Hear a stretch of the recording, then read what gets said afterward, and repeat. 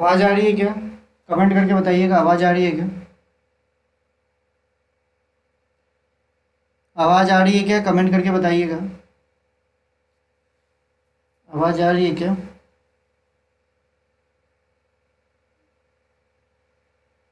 आवाज़ आ रही है क्या?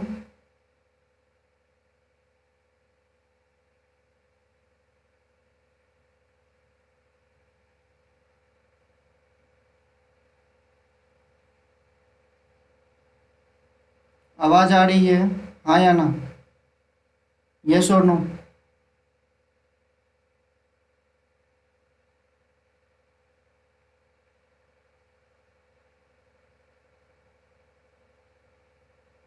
ओके, चलिए ठीक है। जितने भी लोग प्रेजेंट है अच्छी बात है, नहीं प्रेजेंट है तो बाद में देख लीजिएगा। देखिए, मेरी बात को समझिएगा। आप भी जानते हो कि हर जगह बारिश हो रही है, तूफान उफान चलता है। तो देखो बेटा, सुबह क्लास हो नहीं पाई। 5 10 11 बजे तक तो लाइट आई नहीं। 9 10 बजे के आसपास तक लाइट आई नहीं। किसी तरीके से एक क्लास में ले पाया, 12th क्लास की, हमारा जो लाइक बैचेस बनता है, ठीक है।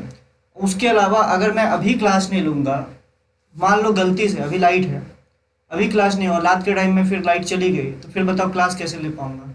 फिर आप लोगों का अलग रोना स्टार्ट हो जाएगा कि सर क्लास नहीं लेते हैं। तो प्लीज़, मैं आपको यही बोलूँगा कि हमें जिस हिसाब से टाइम अभी मिल पाता है, जब तक ये जो बारिश वारिश का ख़त्म नहीं होता है, एक नॉर्मल नहीं चलता है, उस हिसाब से हमें लेने दीजिए। आप जब फ्री हो आप उस हिसाब से क्लास कर लीजिए, ठीक है। अच्छा, आज जो हम लोग टॉपिक डिस्कस करने वाले हो वो मेनली है सरफेस टेंशन और विस्कोसिटी। एक साथ करेंगे। देखो, थ्योरी में मैं इसलिए इस चैप्टर पे ज़्यादा ध्यान नहीं दूंगा कि ऑलरेडी आप लोग थ्योरी में कई बार करवा चुका हूँ। सरफेस टेंशन में ऑलरेडी एक बार पूरी पूरी डिटेल में करवा चुका हूँ यूट्यूब पे। बहुत सारे बच्चों ने देखा होगा, आप में से बहुत सारे बच्चों ने देखा होगा। तो सरफेस टेंशन का एक तरीके से वो लोग क्विक रिवीजन करेंगे, और सरफेस टेंशन से रिलेटेड बहुत शानदार शानदार क्वेश्चंस करेंगे। देखो, मेन मेरा क्या मानना है कि कॉन्सेप्ट, अगर आप कॉन्सेप्ट है, ठीक है, अगर मान लो कॉन्सेप्ट अगर आप अच्छे से जानते हो, मतलब कॉन्सेप्ट, देखो कॉन्सेप्ट ऐसा नहीं है कि मतलब हाई फाई कॉन्सेप्ट जानना पड़ता है, ठीक है। अगर आपको बेसिक कॉन्सेप्ट भी पता है सरफेस टेंशन का तो अच्छी बात है।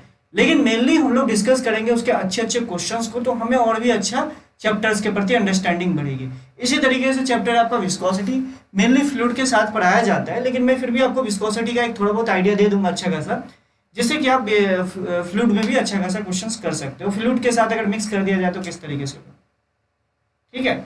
चलिए, अब अगर हम लोग बात करें सरफेस टेंशन की, तो सरफेस टेंशन क्या होता है? सरफेस टेंशन के कुछ एग्जांपल, चलो, जैसे हो गया ओस की बूंदे जो गिरती है वो स्पेरिकल शेप में होती है।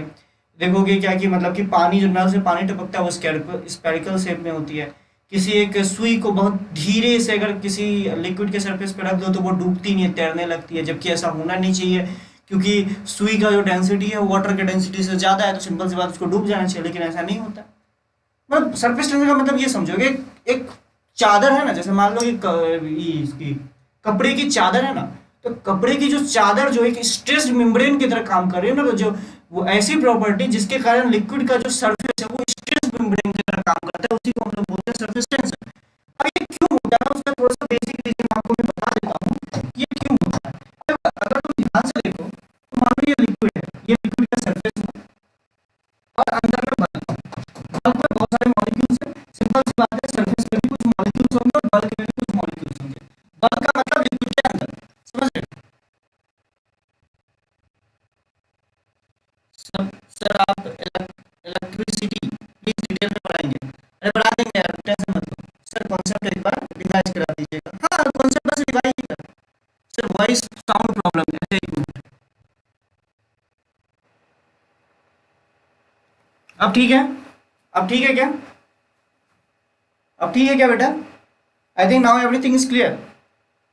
हाँ बेटा, अब I think now everything is clear.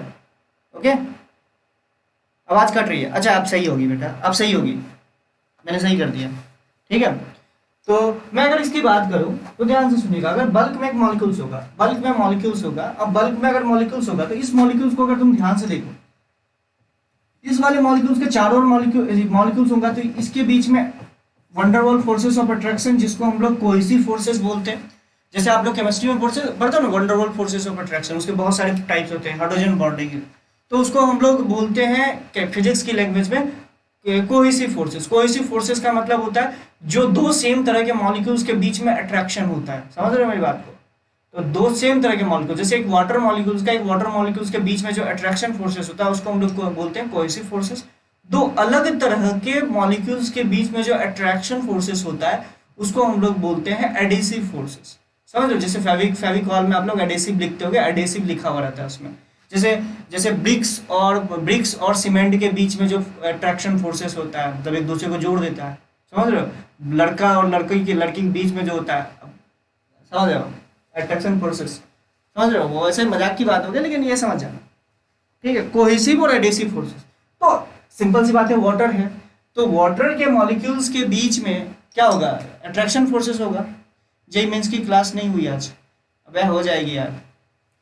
तो ये अट्रैक्शन फोर्सेस होती है, अब अगर अट्रैक्शन फोर्सेस है तो लॉजिकली एक बात बताना कि इस पे किसी भी मॉलिक्यूल्स पे देखोगे तो नेट फोर्स 0 होगा। बल्क में जितने भी मॉलिक्यूल्स हैं उस पर नेट फोर्स 0 होगा। अगर तुम सरफेस पे चले जाओ, सरफेस पे जाओगे तो तुमको दिखेगा कि बल्क के साइड से जो अट्रैक्शन फोर्सेस लगेगा, लेकिन ऊपर के साइड से उतना अट्रैक्शन फोर्सेस नहीं लगेगा। मतलब अगर तुम सरफेस की मॉलिक्यूल्स देखोगे, सरफेस के मॉलिक्यूल्स पे नेट फोर्स नीचे की ओर होगा। अगर तुम ध्यान से देखो तो सरफेस के मॉलिक्यूल्स पे नेट फोर्स नीचे की ओर होगा, क्योंकि ऊपर की ओर कोई मॉलिक्यूल्स तो है नहीं, तो नेट फोर्स नीचे की ओर होगा। तो इसका मतलब तुम ध्यान से देखो, सरफेस वाला जो मॉलिक्यूल्स है ना, उसको बल्क वाला मॉलिक्यूल्स अंदर की ओर खींचना चाहता है। तो अगर ये अंदर की ओर खींचना चाहता है तो इसका मतलब क्या है? मॉलिक्यूल जो लिक्विड है, लिक्विड का सरफेस एरिया घटाना चाहता है। तो लिक्विड का सरफेस एरिया घटाना चाहता है, तो इसी प्रॉपर्टी को हम लोग सरफेस टेंशन बोलते हैं। ऐसी प्रॉपर्टी जिसके कारण लिक्विड अपनी ओवरऑल सरफेस एरिया को घटाना चाहता है उसको हम लोग बोलते हैं सरफेस टेंशन। अब देखिए ध्यान से समझना कि अगर तुम इस तरीके से सोचो, एक बल्क का मॉलिक्यूल्स है, उस पर नेट फोर्स 0। अगर एक बल्क के मॉलिक्यूल्स को सरफेस पे लेके जाना चाहोगे तो तुम्हें कुछ ना कुछ वर्क करना पड़ेगा। क्यों वर्क करना पड़ेगा? क्योंकि इसके अट्रैक्शन फोर्सेस के अगेंस्ट में तुमको कुछ वर्क करना पड़ेगा। और यहाँ पे अगर तुम वर्क किए हो तो सिंपल सी बात है, इस मॉलिक्यूल्स में कुछ ना कुछ एनर्जी स्टोर हो गई होगी। अगर इस मॉलिक्यूल्स में कुछ ना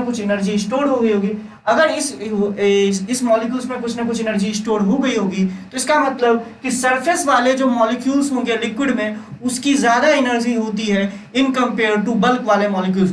इंपॉर्टेंट पॉइंट याद रखिएगा कि लिक्विड की सरफेस में जो मॉलिक्यूल्स होती है उनकी energy in compare to bulk वाले जो मॉलिक्यूल्स होते हैं उनसे ज्यादा होती है। एग्जांपल के लिए कैसे समझ सकते हो? एक बल्क के मॉलिक्यूल से को अगर आप सरफेस पे ले जाना चाहते हो तो सिंपल सी बात है, आपको कुछ ना कुछ अट्रैक्शन फोर्सेस के अगेंस्ट में वर्क करना पड़ेगा, और वो जो आप वर्क करोगे वो किसके रूप में स्टोर हो जाएगी? सरफेस एनर्जी के फॉर्म में। तो एक बात बताओ कि एक लिक्विड ऐसा है, अगर तुम एक बात बताओ कि सरफेस जितना ज्यादा होगा, सिंपल सी बात है, उतनी ज्यादा सरफेस एनर्जी होगी। तो कोई भी सिस्टम अपनी एनर्जी को मिनिमाइज करना चाहता है, मैक्सिमाइज तो करना नहीं चाहता। तो कोई भी लिक्विड क्या करेगा? अगर वो अपनी, सिंपल सी बात है, एनर्जी को मिनिमाइज करना चाहता है तो लॉजिकल बात है कि वो अपनी सरफेस एरिया को घटाना चाहेगा। इसलिए आप देखेंगे कि कोई भी एक फिक्स वॉल्यूम के लिए सबसे कम सरफेस एरिया किसका होता है? स्फीयर का होता है। इसलिए जो ओस की बूंदे वो स्फेरिकल शेप में होती है, क्योंकि उस वॉल्यूम का मिनिमम सरफेस एरिया वो किसके लिए पॉसिबल है? स्फीयर के लिए। रेक्टेंगल या कुछ भी बनाओ। हाँ, बल्क में नेट फोर्स 0 होगा ना, नेट फोर्स 0 होगा, लेकिन अट्रैक्शन, नेट फोर्स की मैं बात कर रहा हूं भाई। नेट फोर्स 0 है, लेकिन इस अट्रैक्शन फोर्सेस के अगेंस्ट आपको तो वर्क करना पड़ेगा ना। अगर तुम इसको सरफेस पे लेके जा रहे हो तो इसको मतलब खींच के लेके जाना पड़ेगा ना, लॉजिकल बात है। तो ये आपको समझ में आया। अच्छा, अब देखिए सरफेस टेंशन आपको आई होप समझ में आ गया होगा। ठीक है, सरफेस टेंशन आपको समझ में आ गया होगा कि अभी और सरफेस टेंशन की डेफिनेशन और भी बताऊंगा। अच्छा, अब एक बात बताइए, सरफेस टेंशन की दो चीजें याद रखिएगा। किसी भी लिक्विड का टेम्परेचर बढ़ाओगे तो सरफेस टेंशन जो होता है, टेम्परेचर बढ़ाने पर सरफेस टेंशन घटता है। अगर किसी लिक्विड में कोई दूसरा चीज मिक्सिंग कर दोगे तो उस केस में भी सरफेस टेंशन घटता है। तो सरफेस टेंशन दो चीजों से घटता है। टेम्परेचर बढ़ा दोगे लिक्विड का, सरफेस टेंशन घट जाएगा। कोई चीज का मिक्सिंग कर दोगे, कोई भी चीज मिक्स कर दोगे लिक्विड्स में, जैसे कि समझ लो ना, रम मतलब समझ गए हो? अरे वही समझ लो ना, उसमें मिलाते हैं कुछ, सरफेस टेंशन घट जाता है। समझ गया? इतने तेज हो तुम लोग।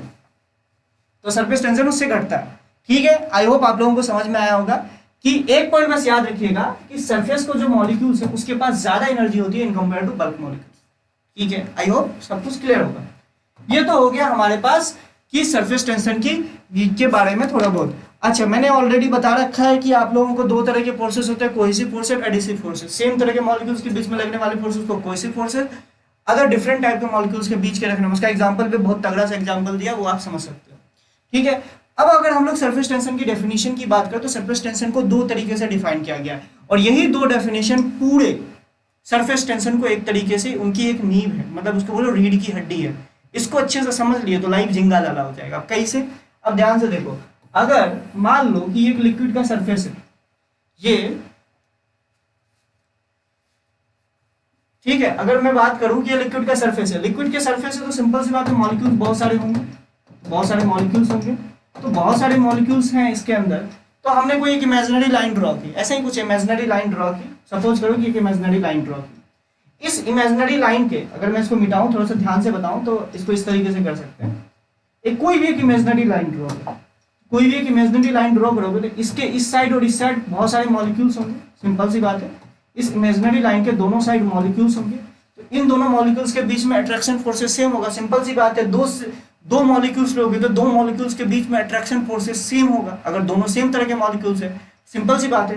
तो मान लेते इस इमेजिनरी लाइन का लेंथ L है, तो एक बात बताओ, सरफेस टेंशन इस तरीके से डिफाइन किया गया। अगर तुम इस इमेजिनरी लाइन पे देखो, इस इमेजिनरी लाइन पे ये इस पे छोटा F फोर्स लगा रहा है, ये F फोर्स लगा रहा है, सिंपल सी बात है। तो इस पे इस इमेजिनरी लाइन के इस तरफ ध्यान से देखो, ये मॉलिक्यूल्स जो इस वाले मॉलिक्यूल्स पे, अगर मैं इसको कलर से डिफाइन कर देता हूँ, ये येलो कलर का मॉलिक्यूल्स है, मतलब सेम ही मॉलिक्यूल्स है, बस इस साइड के मॉलिक्यूल्स को मैं येलो से दिखा देता हूँ और इस साइड के मॉलिक्यूल्स को ब्लू कलर से दिखा देता हूँ। तो ध्यान से देखो, येलो कलर का जो मॉलिक्यूल्स है वो ब्लू कलर के मॉलिक्यूल्स पे कौन कितना फोर्स लगा रहा है, मान लो कि वो ये फोर्स लगा रहा है F फोर्स। उसी तरीके से ब्लू कलर का मॉलिक्यूल्स येलो कलर के मॉलिक्यूल्स पे F फोर्स लगा रहा है, मतलब किसी एक इमेजिनरी लाइन पे नेट फोर्स बराबर होगा। ठीक है, किसी भी इमेजिनरी लाइन पे नेट फोर्स बराबर होगा। तो सरफेस टेंशन डिफाइन कैसे किया है? सरफेस टेंशन को हम लोग डिनोट करते हैं कैपिटल G से। भैया इसको टेंशन मत समझ लेना कि टेंशन इसका यूनिट न्यूटन आ जाएगा, तो इसको प्लीज सरफेस टेंशन का यूनिट हम लोग S से दिखाते हैं, कई जगह इसको S से भी दिखा दिया जाता है, तो कोई दिक्कत नहीं, उस हिसाब से देख लीजिएगा। तो सरफेस टेंशन को डिफाइन किया गया, किसी एक इमेजिनरी लाइन पे एक साइड के मॉलिक्यूल्स दूसरे साइड के मॉलिक्यूल्स पे कितना फोर्स लगाया और उस इमेजिनरी लाइन का लेंथ कितना है, दैट इज F/L। समझ रहे हो मेरी बात को? F/L ऑब्वियस ही बात है, इस इमेजिनरी लाइन पे नेट फोर्स तो जीरो ही होगा ना। ये ब्लू कलर का मॉलिक्यूल उस पे जितना फोर्स लगाएगा उतना येलो कलर का मॉलिक्यूल उस पे सेम फोर्स लगाएगा। अब दोनों मॉलिक्यूल सेम है, सिंपल सी बात है। अच्छा एक बात बताओ, F/L मुझे लगता है इंडिपेंडेंट ऑफ लेंथ होगा, और सिंपल सी बात है किसी भी मॉलिक्यूल्स का सरफेस टेंशन जो होगा वो कहीं सिंपल सी बात है, वो उस लिक्विड की प्रॉपर्टी होगी। अगर प्योर लिक्विड की बात करो तो उसकी सरफेस टेंशन कहीं से भी वाटर उठाओ, उसकी सरफेस टेंशन जो फिक्स होगी ना दो मॉलिक्यूल्स की। अगर तुम ओवरऑल सोचो तो ये क्या बता रहा है? Force per unit length, force per unit length, force per unit length. समझ रहे हो मेरी बात को? ऐसा तो होगा नहीं। अब ध्यान से सोचो, पर यूनिट लेंथ में सेम नंबर ऑफ मॉलिक्यूल्स ही होंगे ना। अगर तुम 1 सेंटीमीटर देखोगे तो 1 सेंटीमीटर पे तो सेम नंबर ऑफ मॉलिक्यूल्स होंगे। ऐसा थोड़ा है कि लिक्विड में यहाँ पे गैपिंग ज्यादा है वहां पे गैपिंग कम है, ऐसा कुछ नहीं होता है। यूनिफॉर्म होता है, लिक्विड जो होता है वो यूनिफॉर्म होता है।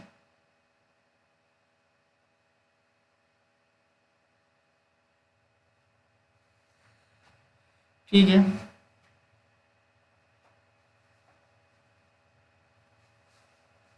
ठीक है, चलिए अगर ये समझ में आया, ये समझ में आया आपको कि सरफेस टेंशन जो है एक तरीके से इंस्ट्रक्टिव प्रॉपर्टी होगा लिक्विड का। मतलब ये लिक्विड का मतलब एक तरीके से ये नहीं होगा कि पूरे लिक्विड की प्रॉपर्टी, आप ये समझो कि लिक्विड की प्रॉपर्टी। क्यों लिक्विड की प्रॉपर्टी है? तुम एक से लॉजिकली सोचोगे तो पर यूनिट लेंथ में सेम नंबर ऑफ मॉलिक्यूल्स ही आएंगे, चाहे कहीं का भी लिक्विड उठा लो। अगर सेम नंबर ऑफ मॉलिक्यूल्स आएंगे तो और मॉलिक्यूल्स के बीच में अट्रैक्शन फोर्सेस सेम होंगे, तो लॉजिकल बात है F/L की वैल्यू हमेशा कांस्टेंट ही होगी। तो F/L जो होगा ये पहला आपका डेफिनेशन है। लेकिन इसमें ध्यान से देखो, अगर तुम ध्यान से देखोगे तो एक बात देखोगे, जो लिक्विड जो फोर्स लगा, अगर तुम ध्यान से देखो जो फोर्स लगा है वो अलोंग द सरफेस लगा है। अगर तुम इस फोर्स की बात करो, जो एक साइड का जो हम फोर्स को कंसीडर कर रहे हैं ये अलोंग द सरफेस है, along the surface of liquid है। अगर तुम ध्यान से देखो, this force is along the surface of liquid, और ये उस इमेजिन जो लाइन ड्रॉ हो रही है उस लाइन के परपेंडिकुलर लग रहा है। समझ रहे हो मेरी बात को? यहाँ पे दो बात समझ में आई। जो सरफेस टेंशन के द्वारा जो फोर्स लगता है वो जो होता है वो अलोंग द लिक्विड सरफेस होता है, और जो लाइनिंग होती है उसके परपेंडिकुलर होती है। ये बात याद रखिएगा, दो इंपॉर्टेंट चीज। ये अगर मैं फोर्स की बात करूं, लिक्विड सरफेस, लिक्विड, इसके कारण एक साइड कितना फोर्स लग रहा है, तो उस F की वैल्यू कितनी आ जाएगी, T इंटू एल हो जाएगी। अगर तुम ध्यान से देखो तो लिक्विड सरफेस टेंशन के द्वारा जो एक लाइन पे कितना, अगर दो लिक्विड्स है तो उस पर कितना फोर्स लग रहा है, तो ध्यान से देखो सरफेस टेंशन इंटू एल। तो ये आपका ये जो फोर्स होगा, अगर मैं इस फोर्स की बात करूं, ये along the surface of liquid होगा और perpendicular to the imaginary line होगा, या जो भी लाइनिंग ड्रॉ हो रही है उसके परपेंडिकुलर होगी। इसका मैं एग्जांपल अगर आपको बताऊं, जैसे मान लो कि कोई भी लिक्विड को आपने इसके सरफेस पे डाला, अगर किसी मतलब कि मान लो कि टेबल पे डाल दिया या किसी भी चीज पे डाल दिया, अपने हाथ पे डाला, तो होता है क्या, अगर तुम ध्यान से देखो तो इसका जो लिक्विड जो अगर तुम ध्यान से देखो तो कुछ एरिया ऐसे बनता है। मान लो कि ये यहाँ पे टेबल पे टच किया, तो होता क्या है कि ये फोर्स ऐसे करके लगता है अलोंग द लिक्विड सरफेस, और परपेंड जो लाइन जो बन रही होगी, जो लाइनिंग उस पॉइंट पे बन रही होगी उसके परपेंडिकुलर फोर्स लगता है। जितना फोर्स ये लिक्विड इस पे लगा रहा है, सेम फोर्स ये जो टेबल जो है, टेबल के मॉलिक्यूल्स इस लिक्विड पे उतना नीचे की ओर लगा रहा है। लॉजिकली आपको समझ में आना चाहिए, ठीक है। ये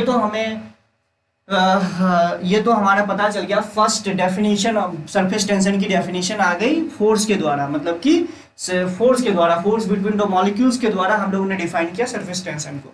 इससे एक बात पता चली, जब भी अगर आपको सरफेस टेंशन पता है तो लेंथ का मल्टीप्लाई कर दीजिएगा तो आपको फोर्स की वैल्यू पता चल जाएगी। लेकिन वो फोर्स जो होगा वो अलोंग द लिक्विड सरफेस होगा और परपेंडिकुलर टू द उस लाइन के होगा। समझ रहे हैं मेरी बात को। अब दूसरी बात करते हैं बैलेंसिंग ऑफ निडल। अगर बैलेंसिंग ऑफ निडल की बात की जाए तो किसी भी एक निडल को जब पानी में डालते हो, बहुत आराम से डालोगे तो आपको पता चलेगा वो तैरने लगता है। तो तैरने क्यों लगता है, अगर तुम ध्यान से देखोगे तो उसको आप ऐसा समझ सकते हो, एक चादर है, ऐसे करके चादर है, उसमें एक बड़ी भारी से रॉड डाल दो, तो क्या वो चादर को तोड़ते हुए नीचे निकल जाता है? नहीं, चादर क्या होता है, थोड़ा सा झुक जाता है। तुम लॉजिकली सोचोगे तो एक चादर है, उसके ऊपर आपने एक लिक्विड, एक छड़ डाल दिया, तो कैसे करते हो? Sir please repeat the direction of force. Direction of force will be the along the surface and perpendicular to the line. जो भी इमेजिनरी लाइन बन रही होगी उसके परपेंडिकुलर होगी। अगर तुम ध्यान से देखो तो किसी चादर पे जब आप इस तरीके से किसी रॉड को डालते हो तो इस तरीके से वो चादर जो है थोड़ा सा इस तरीके से समझो इस तरीके से थोड़ा सा उसमें कड़व आ जाता है ना, वो इस तरीके से दब जाता है। अगर तुम ध्यान से देखोगे कि खींची हुई चादर है, उसके ऊपर कोई चीज रखोगे तो वो थोड़ा सा दब जाएगा ना, वो इसी तरीके से मैं दिखा रहा हूँ। और वही खींची हुई चादर को आप मानो क्या है, लिक्विड का सरफेस, और वो जो आपने सुई रखा है वो क्या है, एक तरीके से रॉड है। तो इस पे फोर्स किस तरीके से लगेगा, अगर तुम ध्यान से देखोगे तो तुमको एक बात मैं बता रहा हूँ, ध्यान से इधर से देखना। अगर आपने इसको अगर तुम लिक्विड का सरफेस मानते हो तो ये ऐसे करके गया, लॉजिकली ध्यान से देखना, ये ऐसे करके गया, तो देखो ये वाला जो देखोगे, अगर तुम ध्यान से देखोगे तो ये जो सुई रखा है हमने, ये ऐसे हो गया इधर।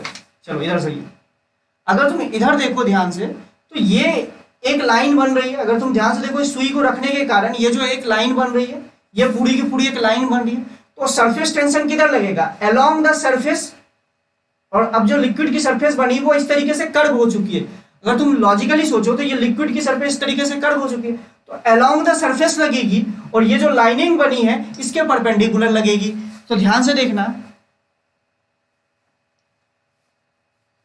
सर क्या निडल मरकरी पर भी रखा जा सकता है? हाँ, ऑब्वियस सी बात है, रखा जाता है। मरकरी की भी सरफेस पे भी आपका मतलब कि कुछ ना कुछ सरफेस टेंशन होगा, लेकिन उसकी सरफेस जो उसका जो ऊपर का जो लेयर है वो उतना डिस्टर्ब नहीं होना चाहिए, बहुत धीरे से, ठीक है। रखा जा सकता है, वो डिपेंड करेगा कि क्या उसका सरफेस टेंशन उतना उस चीज को कैपेबल है या नहीं है, उस चीज पर डिपेंड भी करेगा। तो अगर तुम ध्यान से देखो इस पे जो फोर्स लगेगा वो फोर्स होगा ऐसे करके, वो होगा T इंटू एल। अगर तुम ध्यान से देखो तो T इंटू एल इस तरफ लगेगा और इस साइड भी T इंटू एल इस तरफ लगेगा। अच्छा, इस वाले जो सुई का जो मास है वो mg है। अगर मैं मान लूं ये एंगल थीटा एंगल ये डेविएट हो गया, तो ध्यान से देखो तो ये कितना हो जाएगा 2t।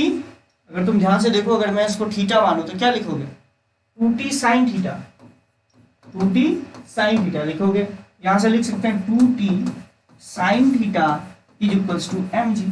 तो ये कंडीशन अगर होल्ड कर रही होगी तो ही आपका निडल बैलेंस होगा। समझ रहे मेरी बात को। मरकरी पे डिपेंड करेगा ना बेटा कि सरफेस टेंशन ऑफ मरकरी क्या है, एंगल किस हिसाब से बन रहा है, क्या वो mg को बैलेंस कर पा रहा है? अगर mg को बैलेंस नहीं कर पा रहा वो तो सिंपल सी बात, वो इस सरफेस को तोड़ते हुए नीचे चला जाएगा। लॉजिकली सोचो ना, अगर एक खिंची हुई चादर है, उसके बाद हद से ज्यादा भारी ऑब्जेक्ट रख दोगे तो क्या होता है? चादर को फाड़ते हुए नीचे गिर जाएगा ना, जस्ट लाइक दैट। बेटा बॉयंसी विंसी की अभी बात मत करो, जब क्वेश्चन देखेंगे बॉयंसी कैसे लगेगा, बॉयंसी की बात हम कर ही नहीं रहे हैं अभी हम लोग सरफेस टेंशन की बात कर रहे हैं। ठीक है, चलिए बॉयंसी की बात नहीं कर रहे हैं हम लोग, सरफेस टेंशन की बात कर रहे हैं बेटा। ठीक है, ये अच्छा हाँ एल भी आएगा, सॉरी, अच्छा एल भी आएगा, 2TL आएगा ना, देखो 2TL आएगा, सॉरी एल भी आएगा, एल भी आएगा। चलिए ठीक है, तो ये हो गया बैलेंसिंग अम्पलीट्यूड। अब हम लोग बात करेंगे second definition of surface tension. Second definition of surface tension ये बोलता है, याद कीजिए मैंने एक बात आपको बताई थी, सरफेस में जो मॉलिक्यूल्स होते हैं उसकी एनर्जी ज्यादा होती है, तो उसकी एनर्जी अब उस एनर्जी को क्या बोलते हैं? जो सरफेस के मॉलिक्यूल्स के पास जो एनर्जी होती है उसको हम लोग क्या बोल सकते हैं? सरफेस एनर्जी बोल सकते हैं। अब जो सरफेस के मॉलिक्यूल्स के पास एनर्जी ज्यादा होती है वो एनर्जी पर यूनिट, सर अच्छा कॉम्बिनेशन हो रहा है फ्लूइड मैकेनिक्स के साथ सरफेस टेंशन, बढ़िया सर। ओके चलिए, अगर मैं बात करूं सरफेस एनर्जी की, तो सरफेस एनर्जी असल में क्या होता है? सरफेस एनर्जी आपको पता होगा कि बल्क से कोई मॉलिक्यूल्स को अगर हम सरफेस पे लाते हो तो उस जो वर्क करना पड़ता है मुझे एक्स्ट्रा, वही एनर्जी, वही जो वर्क है वो सरफेस एनर्जी के रूप में स्टोर हो जाती है। तो अगर सरफेस एनर्जी की बात की जाए, सरफेस एनर्जी के बारे में तो आपको आइडिया लग गया, तो सरफेस टेंशन को एक और तरीके से डिफाइन किया जा सकता है। सरफेस टेंशन असल में होता क्या है कि सरफेस के मॉलिक्यूल्स के पास जितनी एनर्जी है, ठीक है, वो तो कुछ एनर्जी होगी, पर यूनिट एरिया में सरफेस के मॉलिक्यूल्स के पास कितनी एनर्जी है, that is what surface tension. तो फिर से एक सरफेस टेंशन की डेफिनेशन आ गई,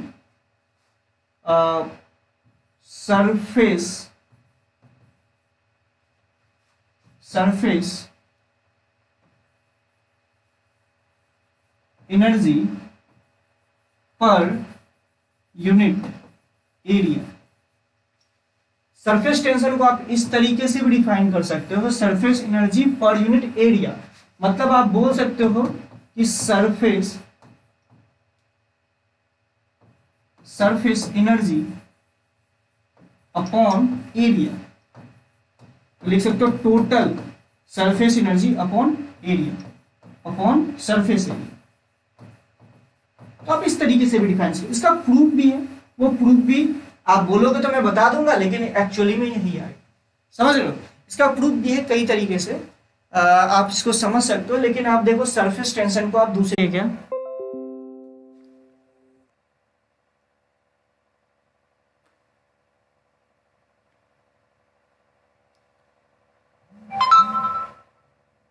आवाज आ रही है क्या?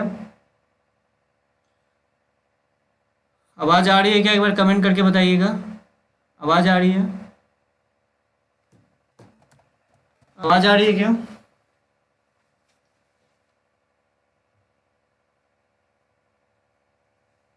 आवाज आ रही है क्या? एक बार कमेंट करके बताना।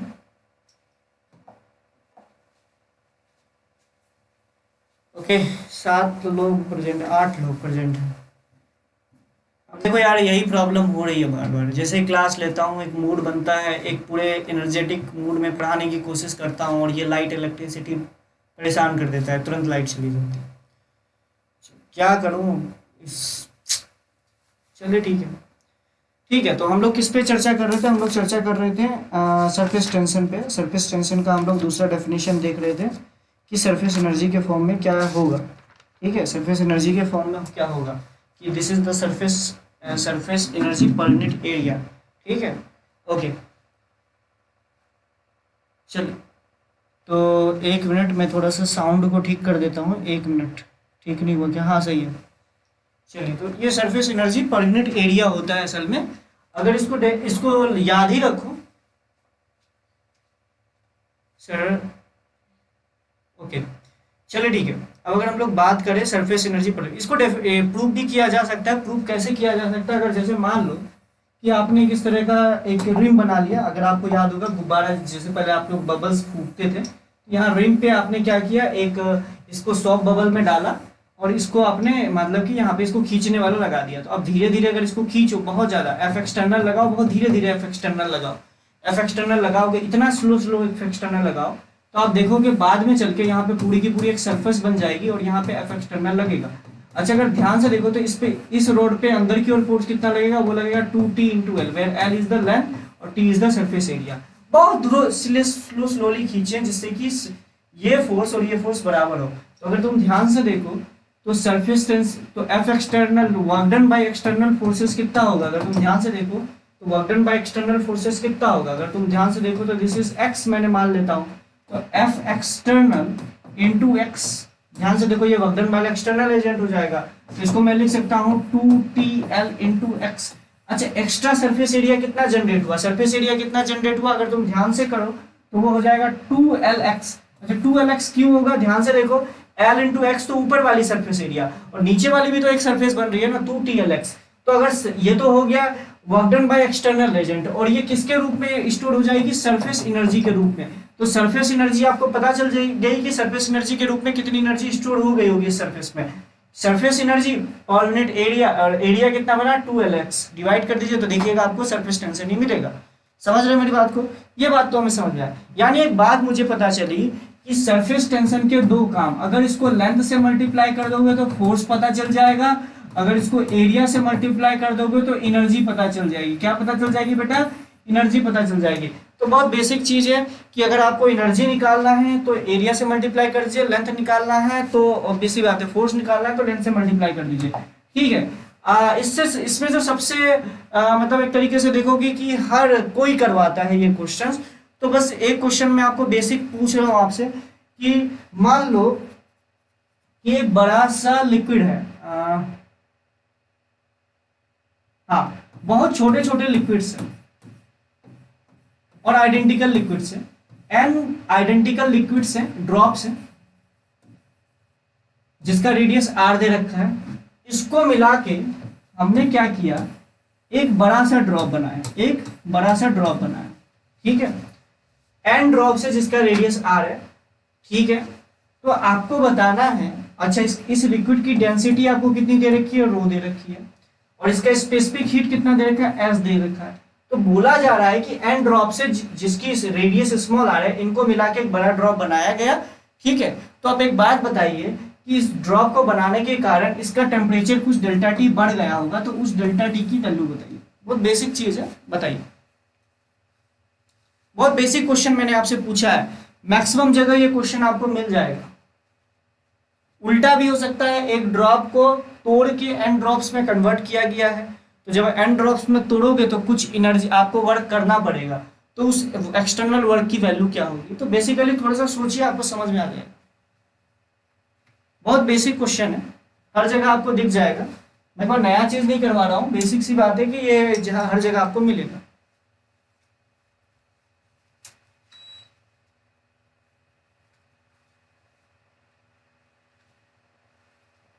अगर तुम सोचो तो एन ड्रॉप्स है, हर ड्रॉप का, एक ड्रॉप का अगर मैं बात करूं तो इसका सरफेस एरिया 4πr²।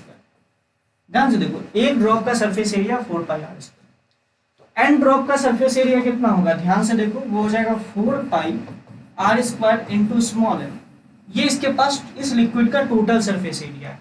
अच्छा एक बात बताओ, इसका रेडियस कितना होगा, कैपिटल आर। क्या आप इसका रेडियस बता सकते हो कैपिटल आर कितना होगा, इसकी रेडियस की वैल्यू। वॉल्यूम कंजर्वेशन लगा दीजिए, तो लगाइएगा 4/3 pi small R cube into N should be equals to 4/3 pi capital R cube, क्योंकि ये छोटे छोटे ड्रॉप्स मिलके तो एक बड़ा ड्रॉप मिला है, तो वॉल्यूम कंजर्वेशन निकाल दीजिए। तो क्या आपको कैपिटल आर स्मॉल आर के टर्म में पता चल जाएगा। तो ध्यान से देखिए, इसका सरफेस एरिया भी आपको पता चल जाएगा। इसका जो सरफेस एरिया होगा 4π कैपिटल R² हो जाएगा। ध्यान से देखिए। अच्छा एक बात बताइए, इसका सरफेस एरिया ज्यादा है कि इसका सरफेस एरिया ज्यादा है। मुझे लगता है कि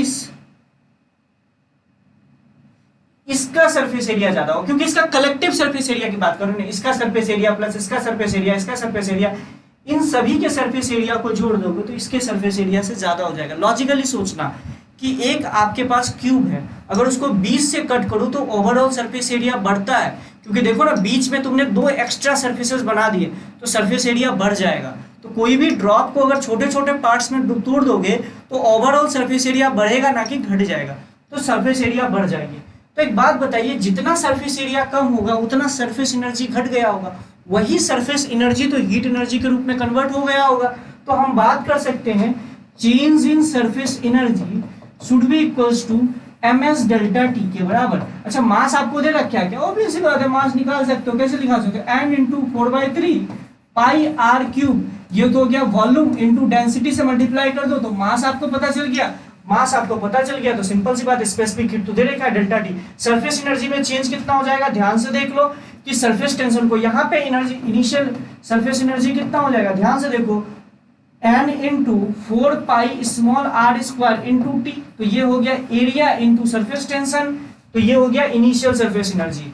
और फाइनल सरफेस एनर्जी कितना हो जाएगा? ध्यान से देखो, तो ये हो जाएगा 4 pi are cube pi are square into T. Surface tension को एरिया से मल्टीप्लाई कर दिया तो आपको बोल गया सरफेस एनर्जी पता चल गया। ठीक है, तो यहां से आप surface change in surface energy क्या हो जाएगा? Surface initial surface energy final surface energy is equals to ms delta T. तो यहां से आपको डेल्टा टी की वैल्यू मिल जाएगी। समझ रहे हैं मेरी बात को? तो यहां से आपका स्मॉल r कैपिटल R के टर्म में, कैपिटल R स्मॉल r के टर्म में आ जाएगा। सारी चीजों को सॉल्व कर लीजिए, आपका आंसर आ जाएगा। ठीक है, चलिए कोई बात नहीं। इस तरह के क्वेश्चंस आप लोगों को मेंस लेवल के क्वेश्चंस हो गए, बेसिक, बहुत बेसिक्स क्वेश्चंस हो गए, बस बताना मेरा फर्ज था। अब हम लोग बात करें excess pressure in a drop. Excess pressure in a drop, excess pressure कैसे होता होगा? अगर तुम ध्यान से देखो तो एक ड्रॉप बना है। ड्रॉप का मतलब अंदर भी लिक्विड है। क्या भैया? अंदर लिक्विड है, बाहर जो वाटर की जो ड्रॉप होती है उसकी बात कर रहा हूँ। तो ये स्फेरिकल शेप में होती है। तो अगर मैं इसको बीच से काटूं तो ये कुछ ऐसे करके दिखेगा। ध्यान से देखिए, तो ये कुछ ऐसे करके दिखेगा। तो मैं अंदर के प्रेशर को पी इन मान लेता हूँ और बाहर के प्रेशर को पी आउट मान लेता हूँ। तो ध्यान से देखिए, अगर तुम लॉजिकली सोचोगे तो मुझे निकालना है P in minus P out निकालना है। उसकी वैल्यू क्या होगी? अगर तुम लॉजिकली सोचो तो अंदर का, अगर इस पे फोर्स बैलेंस निकाल लेते तो अगर इसका ध्यान से देखो तो अंदर के प्रेशर के कारण कितना फोर्स लग रहा होगा, इस पूरे सेक्शन में कितना फोर्स लग रहा होगा? वो लग रहा हो पी इन इंटू ये जो इसका रेडियस है, मैं इसका रेडियस को मान लेता हूँ कैपिटल आर, तो लिखेगा 4 पाई आर स्क्वायर, क्योंकि प्रोजेक्टेड एरिया का यहाँ कॉन्सेप्ट लगेगा। तो ध्यान से देखिए, इस पे कितना फोर्स लगेगा? वो लगेगा P not into pi are capital R square. ध्यान से देखिए, प्रोजेक्टेड एरिया के कॉन्सेप्ट से आप फोर्स लगा सकते हो। इस वाले सेक्शन पे कितना फोर्स लग रहा होगा? सिंपल सी बात है कि प्रोजेक्टेड एरिया से जब निकालोगे तो इस पर नेट फोर्स लगेगा P in into pi are square और ये लगेगा P out into pi are square. इसके अलावा कोई फोर्स लग रहा होगा? ऑब्वियस सी बात है, आपने इसको काटा है तो इस तरीके से जो दूसरा वाले पार्ट पे ये कुछ फोर्स लगा रहा होगा। ध्यान से देखिए, इसके बगल में जो आपने इसको इमेजिनरी काट रखा है, ये क्या कर रहा होगा? दूसरे वाले पार्ट्स के मॉलिक्यूल्स को इस तरीके से अट्रैक्ट कर रहा होगा, इस तरीके से अट्रैक्ट कर रहा होगा। उस अट्रैक्शन फोर्स की वैल्यू कितनी हो जाएगी? T into 2 pi into R. मैंने क्या बोला था? सरफेस टेंशन को ये जो लाइनिंग बनी है उससे मल्टीप्लाई कर दीजिए तो फोर्स आ जाएगा, लेकिन ये फोर्स जो होगा अलोंग द सरफेस होगा। तो यहाँ पे देखो, अलोंग द लिक्विड सरफेस कैसे होगा? इसी तरीके से तो होगा। ये स्पेयर है, यहाँ से कट किया तो सरफेस टेंशन का फोर्स कैसे लगेगा? इस तरीके से लगेगा। तो ध्यान से देखिए, ये लगेगा P in into pi are square plus is equals to P out into pi capital are square plus of 2t pi are square. ध्यान से देखिए, तो यहाँ से आपको कुछ दिख रहा है 2t इंटू पाई आर। तो ध्यान से देखिए, P in minus P out को हम लोग बोलते हैं डेल्टा पी, यानी पी एक्सेस इसकी वैल्यू हो जाएगी 2t बाई आर। अगर तुम ध्यान से देखो, इसके अंदर ये बबल होता, बबल होने का क्या मतलब होता है? बबल होने का मतलब होता है कि एक लिक्विड की बस लेयर होती है और अंदर आपका पूरा का पूरा एक तरीके से यहाँ भी एयर है और बाहर भी एयर है, लेकिन इसके बीच में एक लिक्विड की फिल्म टाइप की बन गई है। जैसे आप फूक कैसे नहीं बनाते हो करके, जैसे करके जो बबल टाइप का उड़ाते हो, बचपन में उड़ाए होगे, उसी की मैं बात कर रहा हूँ। इसमें अगर तुम ध्यान से देखो तो लिक्विड की 2 सरफेस बनती है, एक तो बाहर वाला, एक अंदर वाला। ऑब्वियस सी बात है, दोनों का रेडियस ऑलमोस्ट सेम होगा, आपको ऑलमोस्ट सेम मानना पड़ेगा। जब इसके लिए पी एक्सेस निकालोगे तो ये पी इन है और ये पी आउट है, तो डेल्टा पी एक्सेस की वैल्यू जब इसके लिए निकालोगे तो वो आ जाएगा 40 by R, where R is the radius of bubble. ध्यान से देखिएगा, बबल का क्या मतलब होता है? अंदर और बाहर एयर है। मतलब एक, अगर तुम इसको इस तरीके से याद करो, 2 सरफेस एरिया बन रही है 40 बाई आर, एक सरफेस एरिया बन रही है, एक ही सरफेस बन रहा है, तो 2t/r। इस तरीके से इसको याद रखा कीजिए। समझ रहे हो मेरी बात को? तो ये बात आप इस तरीके से याद रखा कीजिए। अच्छा, ये तो आई थिंक आपको समझ में आया होगा। अच्छा, अब एक चीज मैं आपको ट्रिक के रूप में बताना चाहूंगा, हमेशा याद रखिएगा, कॉनकेव साइड का प्रेशर, ये कॉनकेव साइड है, ये वाला साइड क्या है? कॉनकेव साइड है। कॉनकेव साइड का प्रेशर, कॉनकेव मैं कैसे याद रखता था? मैं पहले बचपन में बहुत कंफ्यूज होता था कि कॉनकेव और कॉन्वेक्स साइड कौन सा होता है। तो देखो, कई गधेरे हंसेंगे कि सर आपको ये भी नहीं पता। मेरा ये कहने का मतलब, अबे मेरे नहीं समझ में आता था तो मैं ऐसे ही याद रखा था। कॉनकेव, केव मतलब होता है गुफा, तो ये गुफा, जिस गुफा ऑब्वियस सी बात है जिस साइड की तरफ होगा उसको हम लोग कॉनकेव साइड बोलते हैं, उसके अपोजिट साइड कॉन्वेक्स साइड बोलते हैं। ये मैं ऐसे ही याद रखा था बचपन में। अब क्या बोलो, तुम जो भी बोल लो, मंद बुद्धि या जो भी तुम्हें जो बोलना है बोल लो, मैं ऐसे याद रखता था। तो कॉनकेव साइड का प्रेशर कॉन्वेक्स साइड के प्रेशर से हमेशा ज्यादा होता है, ये बात याद रखिएगा। तो कॉनकेव साइड का प्रेशर ज्यादा होगा कॉन्वेक्स साइड के प्रेशर से, कॉन्वेक्स साइड के प्रेशर। समझ रहे हो मेरी बात को? कॉनकेव मतलब ऐसा होगा, ऐसे करके मैं याद रखता। तो कॉनकेव साइड का प्रेशर हमेशा ज्यादा होता है कॉन्वेक्स साइड के प्रेशर से। इसको आप इस तरीके से समझ सकते हो। देखो, अंदर का प्रेशर, ये कॉनकेव साइड का प्रेशर है ना, ये ज्यादा होगा कॉन्वेक्स साइड के प्रेशर से, ये याद रखिएगा। अब मुझे कंफ्यूजन नहीं होता भाई, ये याद ही रखा, बचपन से याद कर रखा हो तो सिंपल सी बात है, मुझे वैसे ही करता हूँ। तो कॉनकेव कौन सा है? अच्छा, इधर गुफा टाइप की, मतलब वैसा गड्ढा टाइप का है, तो सिंपल सी बात है ये गुफा साइड का लग रहा है, तो सिंपल सी बात, ये कॉनकेव हो गया, ये कॉन्वेक्स हो गया। ठीक है, ठीक है, तो ये हो गया। कॉनकेव साइड का प्रेशर हमेशा ज्यादा होता है कॉन्वेक्स साइड के प्रेशर से। समझ में आया? तो ये ट्रिक के रूप में, अगर तुम इसको इंपॉर्टेंट पॉइंट के रूप में लिखना चाहो तो लिख सकते हो। ठीक है, चलिए। अच्छा, ये बात अगर आपको समझ में आई है तो कुछ और चीजें पूछो। अच्छा, अब अगर आप लोगों ने, अब आपसे एक क्वेश्चन और पूछा जाता है, जैसे मान लो कि एक ड्रॉप है या हो सकता है कि बबल होता, ध्यान से सुनना, कि अगर एक ड्रॉप होता या बबल होता, अब क्या किया हम लोगों ने, कुछ चार्ज दे दिया, ये चार्ज जो दिया इसके कारण ये चार्ज जो यूनिफॉर्मली डिस्ट्रीब्यूट हो गया इस बबल में या ड्रॉप में, कुछ भी हो सकता है। ड्रॉप का मतलब एक सरफेस एरिया हो सकता है, कि ड्रॉप का मतलब एक सरफेस, आप इस तरीके से याद मत रखा करो कि ड्रॉप और बबल। अब ये देखो, एक सरफेस एरिया होगा तो 2t/r, और दो सरफेस एरिया होगा तो 4t/r। मैं क्यों कर रहा हूँ उसका एग्जांपल बताऊंगा, क्योंकि मैं एक बार जब कोचिंग में पढ़ता था तो सर ने एक बहुत अच्छी क्वेश्चन मुझसे पूछा था, बहुत अच्छा क्वेश्चन पूछा था। इक्विडियम वाला क्वेश्चन हम लोगों को करवाया था, एक क्वेश्चन इक्विडियम वाला क्वेश्चन कराया था, मुझे अभी तक याद है। जब मैं एलन में था तो मुझे सर पढ़ाते थे, सचिन सिंह सर थे, वो पढ़ाते थे। तो उसने मुझसे पर्सनली खड़ा करके पूछ लिया था क्लास में कि बेटा बताओ कि अभी मैं वो क्वेश्चन आपको कराऊंगा, इसमें कैसे करोगे। तो मुझे उसमें बड़ा अजीब, सर ने पूछा, उसका सर हंसने लगे, तो मुझे लगा क्यों हंस रहे, मैं तो सही बताया। फिर उसके बाद उन्होंने इसके पीछे की कॉन्सेप्ट बताई थी कि नहीं ऐसे नहीं, इस तरीके से याद रखो करो, ज़्यादा अच्छा होगा। ठीक है, चलिए अब इस तरीके से समझो कि अगर मान लो इसमें क्यू चार्ज दे दिया तो इसके कारण क्या होगा, सिंपल सी बात है, क्यू चार्ज फैल गया होगा। तुमने इलेक्ट्रोस्टैटिक प्रेशर के बारे में पढ़ा होगा, इलेक्ट्रोस्टैटिक प्रेशर की वैल्यू कितनी होती है, σ²/2ε0। तो एक बात बताओ, इलेक्ट्रोस्टैटिक प्रेशर के कारण ये ऐसे से करके एक्सपेंड होने की कोशिश करेगा। तो अगर ये बबल है तो पी एक्सेस की वैल्यू जो होगी वो हो जाएगी 4t/r माइनस और σ²/2ε0। मतलब क्योंकि घट जाएगा ना, तुम लॉजिकली सोचना कि इस यहाँ पे जो कुछ चार्ज पार्टिकल आया होगा, ये चार्ज पार्टिकल एक दूसरे को रिपेल करने की कोशिश कर रहा होगा, तो सिंपल सी बात है ये फोर्स एक दूसरे के अपोजिट डायरेक्शन पे लगाएगा। फोर्स अगर अपोजिट डायरेक्शन पे लगाएगा तो लॉजिकल बात है जो फोर्स होगा वो घटेगा, यानी प्रेशर असल में हम लोगों ने किससे निकाला था, फोर्स बैलेंस से लगाया था ना, तो ये हो जाएगा।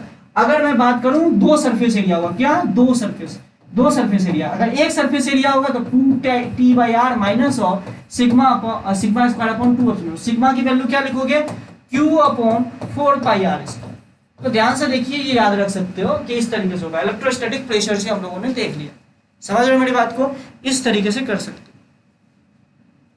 अरे 4t/r कैसे आया, गधे हो क्या, 4t/r कैसे आया, मैंने यहाँ पे नहीं बताया तुमको, गधे हो क्या। ये डेफिनेशन याद है भैया, गधे रे, ये डेफिनेशन, ये प्रूफ समझ में आया था, P in is equals to P out plus 2t/r। अब यहाँ पे दो सरफेस हो जाएगा तो एक 2t/r ऊपर वाले के लिए लोगे, एक नीचे अंदर वाले के लिए लोगे ना गधे रे। अगर इसको कट करोगे बीच से तो ये कुछ ऐसा बनेगा, ऐसे करके कुछ बनेगा, तो इसमें two T into two pi R ऊपर वाले सरफेस का होगा सरफेस टेंशन वाला फोर्स, और नीचे वाले का भी अंदर वाले का two into two pi r ही होगा ना, तो जोड़ोगे तो यही आएगा 40 पाई आर गधेड़े का।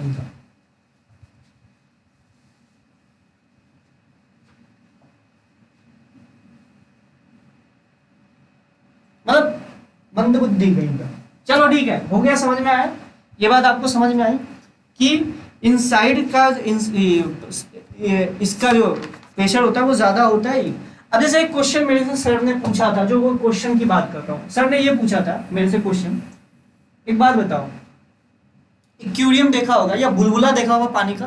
बोले हाँ सर, पानी का बुलबुला देखा, तो बताइए पानी के अंदर एक बुलबुला है, तो वो एच हाइट नीचे रख, मतलब एच हाइट लिक्विड के सरफेस के एच हाइट नीचे एक बुलबुला बना, और इस लिक्विड की डेंसिटी रो है। तो आप बताइए इस बुलबुले के अंदर का प्रेशर, इस बुलबुले के अंदर का प्रेशर क्या होगा? इस बुलबुले के अंदर का प्रेशर क्या होगा अगर इस बुलबुले का रेडियस स्मॉल आर है? तो करके बताइए इस बुलबुले का अंदर का प्रेशर क्या होगा। ये सबसे बॉटम में बना है, एक बुलबुला बना है, तो आपको बताना, बुलबुला मतलब समझे आवाज, बबल, वाटर बबल जो पानी के अंदर बनता है, वो कहीं बोलेंगे बुलबुला क्या बोल रहा है, तो ये बात समझो, पानी के अंदर एक बुलबुला बना हुआ है, जो भी बोलते हो आप अपनी लैंग्वेज में, पानी के अंदर, ठीक है, तो वो जो बना है उसके अंदर का प्रेशर क्या हो?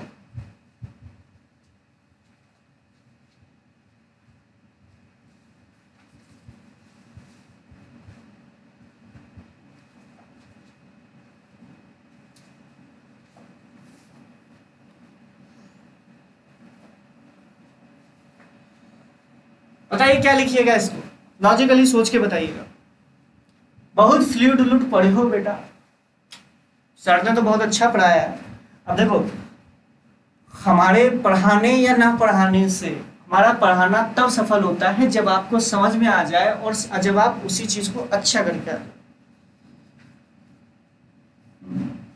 तो मान लीजिए एटमॉस्फेरिक प्रेशर पी नॉट है, तो ध्यान से देखिएगा, तो पहले ये बताओ यहाँ का प्रेशर कितना हो जाएगा? अगर इस लेवल पे प्रेशर देखा जाए तो इस लेवल पे प्रेशर है P not plus rho g H, मतलब इस बबल के बाहर का प्रेशर है P not plus rho g H, समझ लो। अरे देखो अरे भाई शिवम दास, चलो सही किया, आयुष द्विवेदी, अरे गधा बन गया। देखो ये मुझे पता था, ये गधा गधा ही रहेगा, दूसरे को गधा बोल रहा था, ये पक्का गधा ही है। देखो ये क्या लिखा, P plus rho g h plus 40 by are.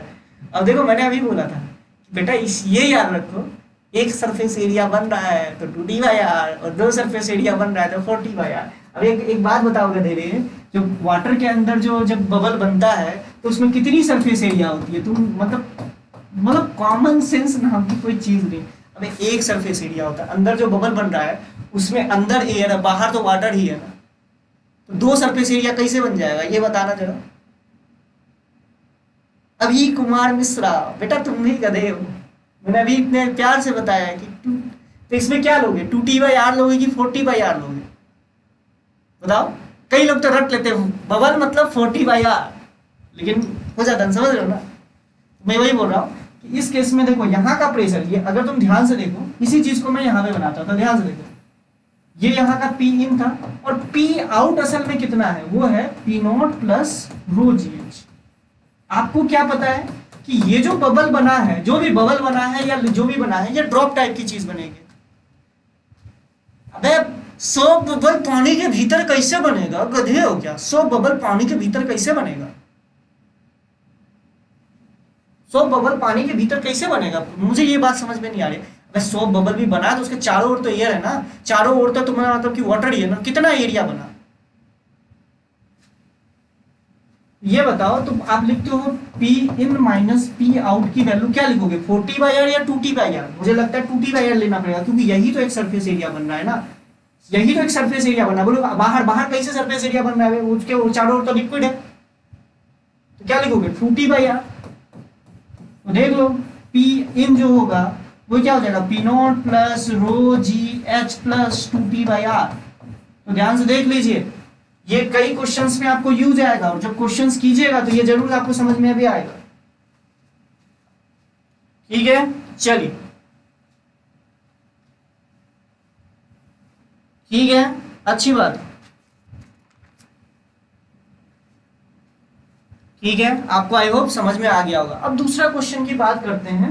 कई एक क्वेश्चन आता है जो आपको बुक में भी दिख जाएगा और हर एक स्टैंडर्ड इसमें दिखेगा कि जब आप ध्यान से देखो, जब आप बर्तन उर्तन धोते हो घर पे या फिर कपड़े उपड़े धोते हो तो फैन टाइप का बनता है ना, तो देखिएगा उस पर ध्यान से देखिएगा, एक बबल के ऊपर दूसरा बबल, दूसरे के ऊपर तीसरा, इस तरीके से बनता जाता है ना। तो अगर तुम उसको लॉजिकली देखोगे तो वो स्फेरिकल शेप का थोड़ा बन रहा है, एक के ऊपर दूसरा, दूसरे के ऊपर तीसरा, इस तरीके से बनता जा रहा है। सर नोट्स भेज दिए, कोई नोट्स वोट्स नहीं है, ठीक है ना, कोई नोट्स का पीडीएफ नहीं भेजेंगे, जेई एडवांस वाले में कोई नोट्स वोट्स का पीडीएफ नहीं भेजेंगे, जो भी समझाया जा रहा है उसको इस तरीके से समझिए। ये मेंस वाले में थोड़ा बहुत भेज देंगे, ठीक है। ठीक है, चलिए, तो अगर हम लोग बात करें कि दो, अगर मान लीजिए बबल एक दूसरे को मैच करवाए, दो बबल को मैच कराया जाए, तो ध्यान से देखो, इसके कारण सरफेस एरिया यहाँ बनना चाहिए और इसके कारण सरफेस एरिया यहाँ बनना चाहिए। अगर इसकी रेडियस की बात करो तो ये R1 है, ये R1 है, इसकी रेडियस की बात करो तो ये R2 है। आपको दे रखा है R1 is greater than R2, आपको ये दे रखा है। तो बताइए इसका इंटरफेस कहाँ बनेगा? तो मुझे लगता है इसका इंटरफेस कहाँ बनेगा, तुम ध्यान से देखो, अगर तुम सरफेस टेंशन का P एक्सेस की बात करो, तो अगर तुम अंदर की प्रेशर की बात करो तो बाहर का एटमॉस्फेरिक प्रेशर तो सेम है, तो यहाँ का प्रेशर अगर तुम देखोगे इसके इस बबल के अंदर का जो प्रेशर होगा वो होगा P0 प्लस 2T/R1, ध्यान से देखिए, और इस बबल के अंदर का प्रेशर होगा P0 प्लस 2T/R2। अगर तुम लॉजिकली सोचोगे तो जितना बड़ा रेडियस होगा, जितना बड़ा रेडियस होगा उस बबल के अंदर का प्रेशर उतना कम होगा। ध्यान से सुनना, जितना बड़ा रेडियस होगा उतना बड़ा, जितना छोटा बबल होगा, ध्यान से देखिए, उस बबल का अंदर का प्रेशर उतना ज्यादा होगा। लॉजिकली आप समझ सकते हो। तो एक बात बताइए, कहाँ का प्रेशर ज्यादा होगा? इस वाले का प्रेशर ज्यादा है, इस वाले का प्रेशर कम है, तो ये क्या करेगा, जो भी इंटरफेस बन रहा है उसको धक्का देके उसकी तरफ कर देगा। तो ये जो इंटरफेस है ये ऑलमोस्ट ऐसे करके बनता है। ध्यान से देखिएगा, ये अगर मिड पॉइंट आप मानते हो, ये इन दोनों इंटरफेस का अगर मिड पॉइंट मानते हो, अगर तुम ध्यान से देखो, अगर आप इन दोनों इंटरफेस का ये मिड पॉइंट मानते हो तो इस मिड पॉइंट के इस तरफ आएगा थोड़ा सा इसका इंटरफेस। याद रखिएगा, क्योंकि इधर का प्रेशर ज्यादा है, इधर का प्रेशर कम है, तो लॉजिकली ये इस इंटरफेस को धक्का देके उस तरफ कर देगा। समझ रहे हो? क्योंकि ये तुम ध्यान से देखो ना, प्रेशर का क्या मतलब होता है, प्रेशर को एरिया से मल्टीप्लाई कर दो तो फोर्स, तो इस वाले इंटरफेस पे ये ज्यादा फोर्स लगाएगा इन कंपेयर टू दिस। तो इसलिए ये वाला जो इंटरफेस है, ये वाला जो मिड पॉइंट वाला जो इंटरफेस बनेगा, ये जो मिड पॉइंट है इस दोनों इंटरफेस का, इसके इस तरफ होगा।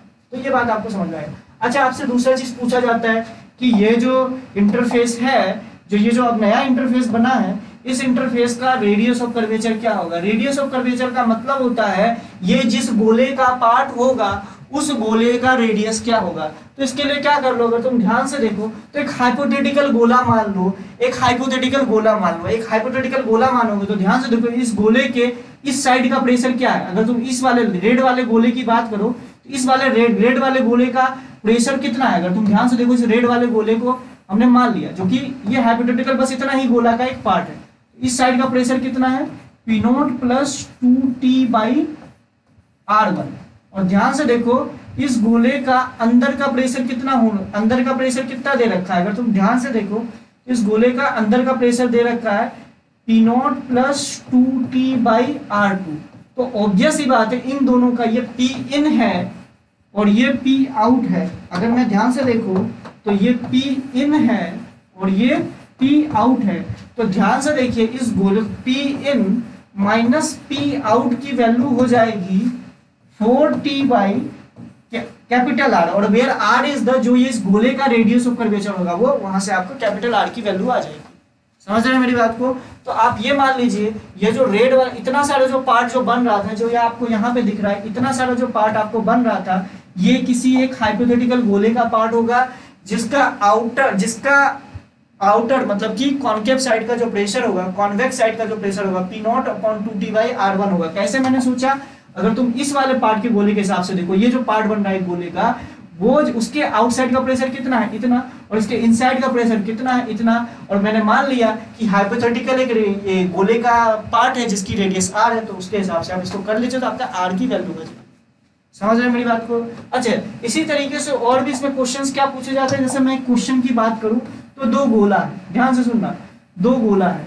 अब ध्यान से सुनना, दो गोला है, इन दोनों गोले को कनेक्ट करवाया गया, एक बहुत पतली कैपिलरी के द्वारा इन दोनों को कनेक्ट कराया गया। एक छोटा गोला है, एक बड़ा गोला है, तो बताइए एयर का फ्लो किधर से किधर होगा, मतलब इसको ऐसे होगा, ये छोटा वाला गोला है, ये बड़ा वाला गोला है, तो बताइए एयर का फ्लो किधर से किधर होगा। ऑब्वियस सी बात है, बबल्स के अंदर एयर भरा होता है, तो आप इन दोनों को कनेक्ट करवा दिया तो एयर का फ्लो किधर से किधर होगा, और उसका रीजन बताइए क्यों इधर से इस तरफ होगा।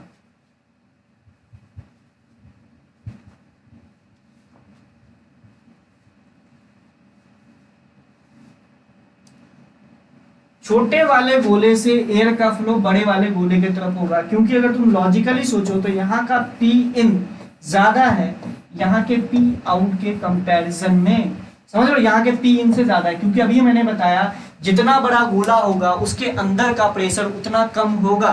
तो यहाँ का एयर अगर ज्यादा प्रेशर में है तो ये इस तरफ कुछ होने की कोशिश करेगा, और जैसे जैसे एयर उस तरफ जाएगा प्रेशर, ऑब्वियस सी बात है, इस गोले का साइज छोटा होते चलेगा। कब तक होगा, कब तक होगा, जब तक कि क्या होगा, अंत में क्या हो जाएगा, इसमें जो इस तरीके से गोला का बस ये पार्ट बचेगा, लेकिन ये वाला जो गोला होगा इसका रेडियस ऑफ कर्वेचर, जब तक इस वाले गोले का ये जो छोटा सा सेक्शन बनेगा, इस वाले गोले के रेडियस ऑफ कर्वेचर के जब तक बराबर नहीं होगा तब तक इसमें एयर का फ्लो होता रहेगा। मतलब ऐसे होगा, ध्यान देखो, छोटा गोला एक बड़ा गोला है, इसका साइज छोटा होते होते होते ये अपनी रेडियस ऑफ कर्वेचर किसके बराबर कर लेगा, इस गोले के रेडियस ऑफ कर्वेचर के बराबर, तभी दोनों तरफ प्रेशर सेम हो पाएगा। समझ रहे हो, ठीक। ये छोटी छोटी बात थी, मैंने आपसे कर ली। इसके अलावा आप ये समझ सकते हो fusion of two bubbles, fusion of two bubbles कैसे कर सकते हो। फ्यूजन ऑफ टू बबल्स में आप ये देख सकते हो कि क्वेश्चन में क्या बोल रखा है, फ्यूजन ऑफ टू बबल्स में हो सकता है कि एडियाबैटिक प्रोसेस के थ्रू हो रहा हो या आपका आइसोथर्मल प्रोसेस के थ्रू हो रहा हो। दो बबल्स को हमने मैच करवा दिया तो सिंपल सी बात है, इनिशियली दोनों का वॉल्यूम पता है, सिंपल सी बात है। अगर आइसोथर्मल प्रोसेस है तो इनिशियली दोनों का प्रेशर पता है। जैसे मान लो एक क्वेश्चन में आपको ऐसे हाइपोथेटिकली करवा रहा हूं, मान लो एक बबल है और ये दूसरा बबल है, इन दोनों को हमने फ्यूज करवाया, और किस तरीके से फ्यूज करवाया, आइसोथर्मली फ्यूज करवाया। तो आपको बताना है इसका फाइनल रेडियस क्या हो जाएगा, तो लॉजिकली सोचना, ठीक है।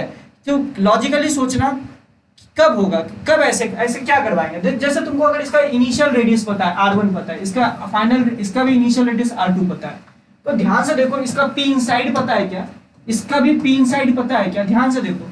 अगर तुम लॉजिकली सोचो, इन दोनों को जब हम लोगों ने मैच करवा दिया, जब इसका अगर तुम देखो तो P1 B1 is equals to P2 B2 लिखोगे। अगर लॉजिकली देखो, यहाँ के गैस का अगर तुम देखो, इसके लिए लिखो, अगर यहाँ पे देखो, यहाँ पे गैस का कुछ मास होगा, आप मास बोल सकते हो, यहाँ पे भी गैस का कुछ मास होगा, M1 मास होगा, यहाँ M2 मास होगा। ध्यान से देखो, तो यहाँ पे गैस का जो P1 V1 होगा, क्या यहाँ पे भी उस गैस का P फाइनल V फाइनल के बराबर होगा। इससे आप कर सकते हो, चाहे तो आप इससे करवा लो, चाहे तो आप इन दोनों को इक्वेट करा दो, इससे आपका आंसर आ जाएगा।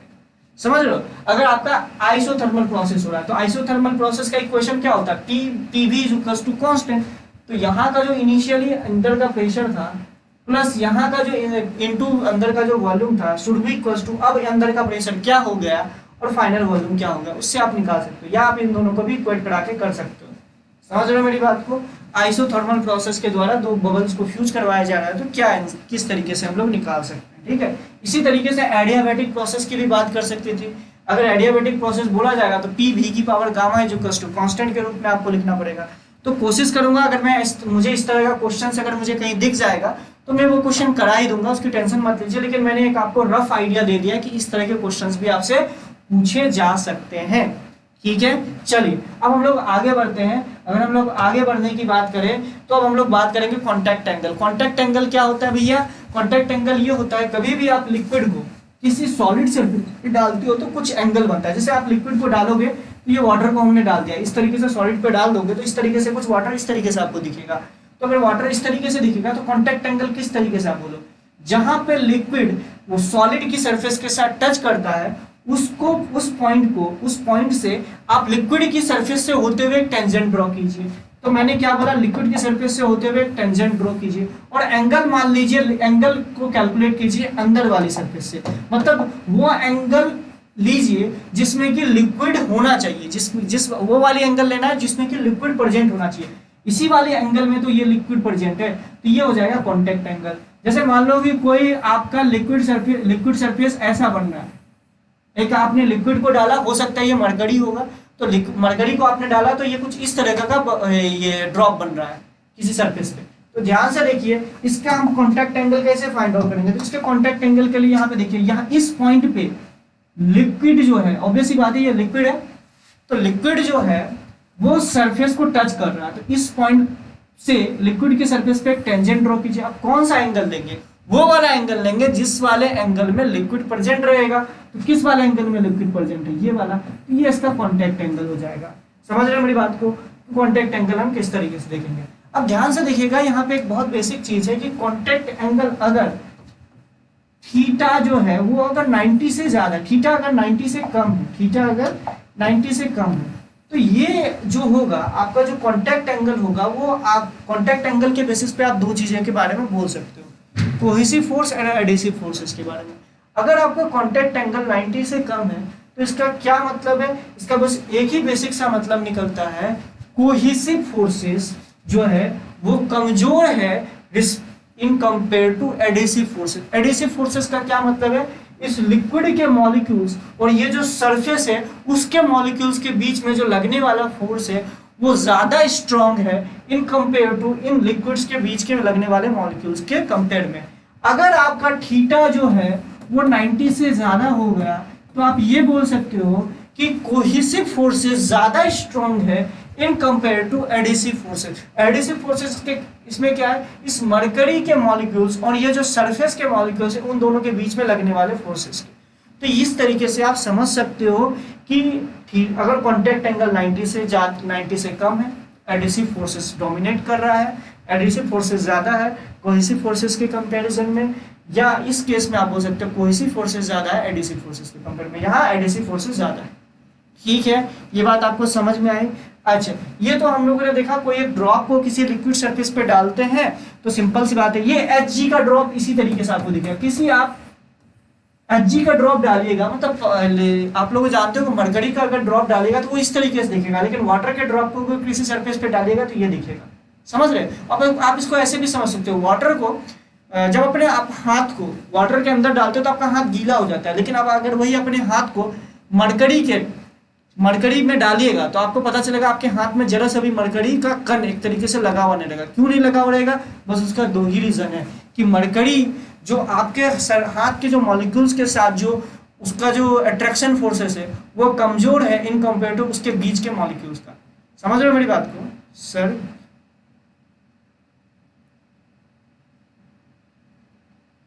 हाँ, लगाता वो भी फोर्सेस है, लगाता वो भी है, लेकिन डोमिनेट जो करेगा वही तो होगा। जैसे समझो, एग्जांपल के लिए समझो, तुम्हारी जो बाबू होगी वो तुमको ऑब्वियस सी बात है अकेले में आई लव यू सब कुछ बोल देगी, लेकिन जैसे उसका पापा वापा कुछ आएगा तो तुमको पता है कि बोल पाएगा नहीं।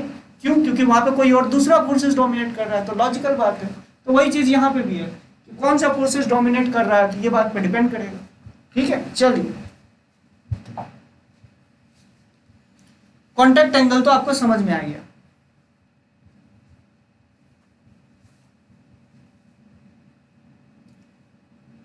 चलो ठीक है, कॉन्टैक्ट एंगल। अगर हम लोग कैपिलरी की बात करें तो कैपिलरी में भी आप लोगों ने देखा होगा केमिस्ट्री के लैब में, आपका फेवरेट सब्जेक्ट केमिस्ट्री, तो केमिस्ट्री के लैब में भी अगर आप लोगों ने देखा होगा तो केमिस्ट्री के लैब में क्या होगा कि आप लोगों ने देखा होगा वाटर की ड्रॉप जो है ऐसे करके दिखती है। वाटर जो होता है अगर आप कैपिलरी को किसी तरीके से डालो किसी वाटर के अंदर तो आपको दिखेगा कि वो इस तरीके से मिनिस्कस बनाता है। इसको हम लोग क्या बोलते हैं, मिनिस्कस बनाता है, अपर मिनिस्कस बनाता है। क्यों अपर मिनिस्कस बनाता है, अपर मिनिस्कस क्यों बनाता है, क्योंकि देखिए अगर तुम इस केस में कॉन्टैक्ट एंगल निकालोगे तो इस केस में कॉन्टैक्ट एंगल कैसे फाइंड आउट करेंगे, इस पॉइंट पे लिक्विड टच कर रहा है, तो इस पॉइंट पे टच कर रहा है तो लिक्विड को सरफेस को मानते हुए एक हमने टेंजेंट ड्रॉ किया।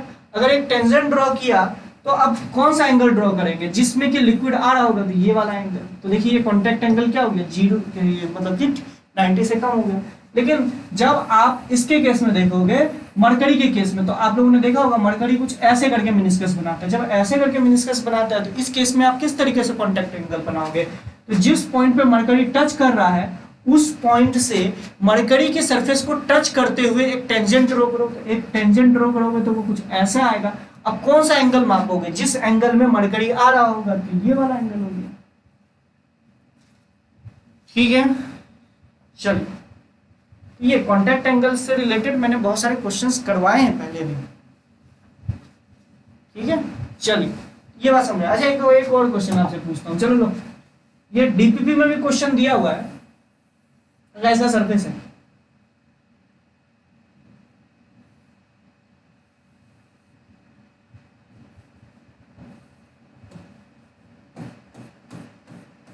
इसका कांटेक्ट एंगल बताइए। एक लिक्विड ऐसे भरा हुआ तो ऐसे करके दिखा, तो बताइए इसका कांटेक्ट एंगल क्या होगा। अब इसका कांटेक्ट एंगल निकालो। एक घड़े के अंदर हमने ऐसे करके पानी डाला, तो हमें पानी ऐसे करके दिखा, तो बताइए इसका कांटेक्ट एंगल कितना होगा।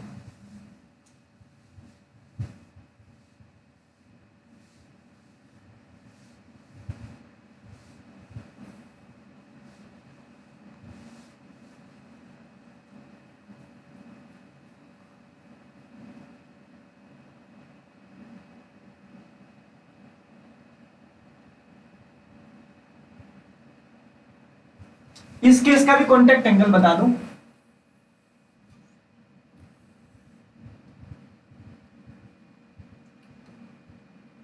मतलब सेंटर से पानी पास कर रहा है, इस केस में भी कांटेक्ट एंगल क्या होगा बताइए। दोनों केस का कांटेक्ट एंगल बताइए।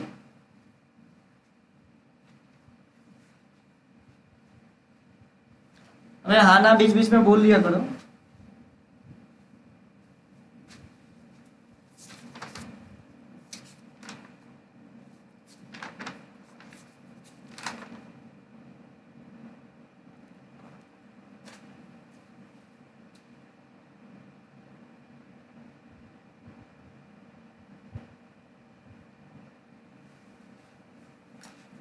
कुछ बोलना ही नहीं है। चलिए देखिए, इस केस में देखो तो यहाँ पे लिक्विड जो है वाटर इसको सरफेस को टच कर रहा है, तो इस पॉइंट पे अगर तुम देखो तो एक्चुअली में कंटेनर ऐसे करके कुछ होगा, और इस पे हम लोगों ने लिक्विड के सरफेस पे टेंजेंट ड्रॉ कर दिया, तो ये कुछ कांटेक्ट एंगल ये वाला बनेगा।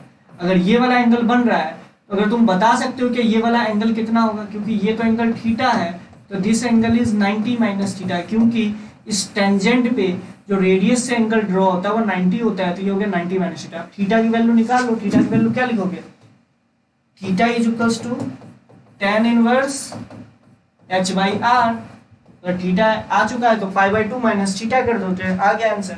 अच्छा, इसका कांटेक्ट एंगल कितना होगा, तो अगर लिक्विड की सरफेस पे देखो तो ये ऐसे टेंजेंट ड्रॉ हो गया, और इधर अगर तुम कंटेनर के हिसाब से देखो तो ये ऐसे करके बन रहा है, तो एंगल कितना बना 90 डिग्री। यहाँ पे कांटेक्ट एंगल कितना आया 90 डिग्री, ठीक है। यहाँ एंगल कितना बना 90 डिग्री, यहाँ एंगल बना 90, यहाँ देख लीजिए एंगल की वैल्यू आ गई 90 माइनस थीटा। कांटेक्ट एंगल कितना है 90 माइनस थीटा, ठीक है। चलिए, तो कांटेक्ट एंगल के बारे में हम लोगों ने अच्छा खासा जान लिया, कांटेक्ट एंगल कैसे निकाला जाता है वो इस तरीके से आप सोच सकते हो। अब ध्यान से समझिएगा कैपिलरी राइज एक्शन क्या होता है। कैपिलरी राइज एक्शन होता है कि जब आप ट्यूब को बहुत पतली रखो तो होता है कि कैपिलरी राइज एक्शन का कुछ एग्जांपल देख लो, जैसे कि जड़ से जो पानी है वो पत्तियों तक कैसे पहुंचता है। जाइलम जो होती है, जाइलम होती है, आपको पता होगा, आपने 9th में अगर फिजिक्स आप लोगों ने पढ़ा होगा तो आपको इतना आइडिया होगा कि जाइलम जो होता है असल में वो बहुत पतली पतली ट्यूब टाइप की होती है। पेड़ पौधे में वो बहुत पतली पतली ट्यूब होती है और वो पत्ती तक पहुंचती है, तो उसी जाइलम के थ्रू वाटर जो है जड़ से, मतलब जड़ बोल लो, जो रूट है वहां से पत्तियों तक पहुंचती है। पत्तियां तो बहुत ऊंचा होती है, तो वहां तक पानी कैसे पहुंचता है, तो वो होता है। अब ये किस प्रिंसिपल पे काम करता है, कैपिलरी राइज एक्शन पे। कैपिलरी राइज एक्शन क्या है, अगर तुम इसको केमिस्ट्री के लैब में समझना चाहते हो, योर फेवरेट सब्जेक्ट, तो ध्यान से देखिए। मान लीजिए कि ये आपका लिक्विड का कंटेनर था, इसमें आपने इतना मोटा पाइप डाला, कोई फर्क नहीं पड़ा, पानी का लेवल यही रहा, कोई फर्क नहीं पड़ा। एक डाला बहुत पतरगा सा, बहुत पतला सा, मतलब ट्यूब डाला, तो आपको भी उतना कोई बहुत पतला सा ट्यूब है, तो आपको दिखा कि पानी का लेवल ऊपर उठ गया। ये कैसे हुआ भाई, ये कैसे हुआ, लॉजिकली सोचना, ये कैसे हुआ। आपने देखा होगा केमिस्ट्री के लैब में, जब आप एक पतला सा जब आप ट्यूब डालते हो पानी के, तो देखते हो कि जो वाटर का जो लेवल है, ये जो वाटर का लेवल है इस कंटेनर में, इससे थोड़ा सा वाटर का लेवल ऊपर उठ जाता है उस कैपिलरी में, पतली सी कैपिलरी में। लेकिन ये नहीं कि पाइप के जगह बड़मुटका सा पाइप उठा लेना, नहीं, बहुत पतली सी कैपिलरी की मैं बात कर रहा हूँ, तो उसमें इसलिए इसको बोला जाता है कैपिलरी एक्शन। ये क्यों होता है? असल में होता क्या है, अगर तुम ध्यान से देखो, इस कैपिलरी जो होती है वो कांच की बनी होती है, उसके और आपका जो पानी के बीच में क्या लगता है, एडिसिव फोर्सेस होता है। एडिसिव फोर्सेस के कारण वो उसको ऊपर खींचता जाता है, खींचता जाता है, खींचता जाता है। कब तक खींचेगा? जब तक कि इसका मास इस एडिसिव फोर्सेस के जो कंपोनेंट है उसको बैलेंस न करते। अगर तुम इसको लॉजिकली सोचो तो ये कुछ ऐसा होता है। अगर ये कैपिलरी को ध्यान से देखा जाए तो ये कुछ ऐसे करके है और ये लिक्विड के अंदर रखा हुआ है। तो ये होता क्या, इसको खींच के ऊपर लेके चला जाता है।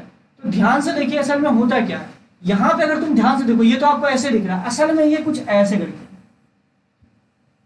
कुछ ऐसे करके, अगर आप इसको 2D में 3D में देखोगे तो ये कुछ इस तरीके से दिखेगा। जब आप ऊपर से देखोगे तो ये कटोरा टाइप का ऐसे करके दिखेगा। अगर ऊपर से देखोगे, ऐसे करके देख रहे हो तो ऐसे करके दिखेगा, यही सेम शेप में दिखेगा। इसमें क्या हो रहा है, ये जो आपका मॉलिक्यूल्स है, खास करके ग्लास का, ये इस पे फोर्स कैसे लगा रहा है,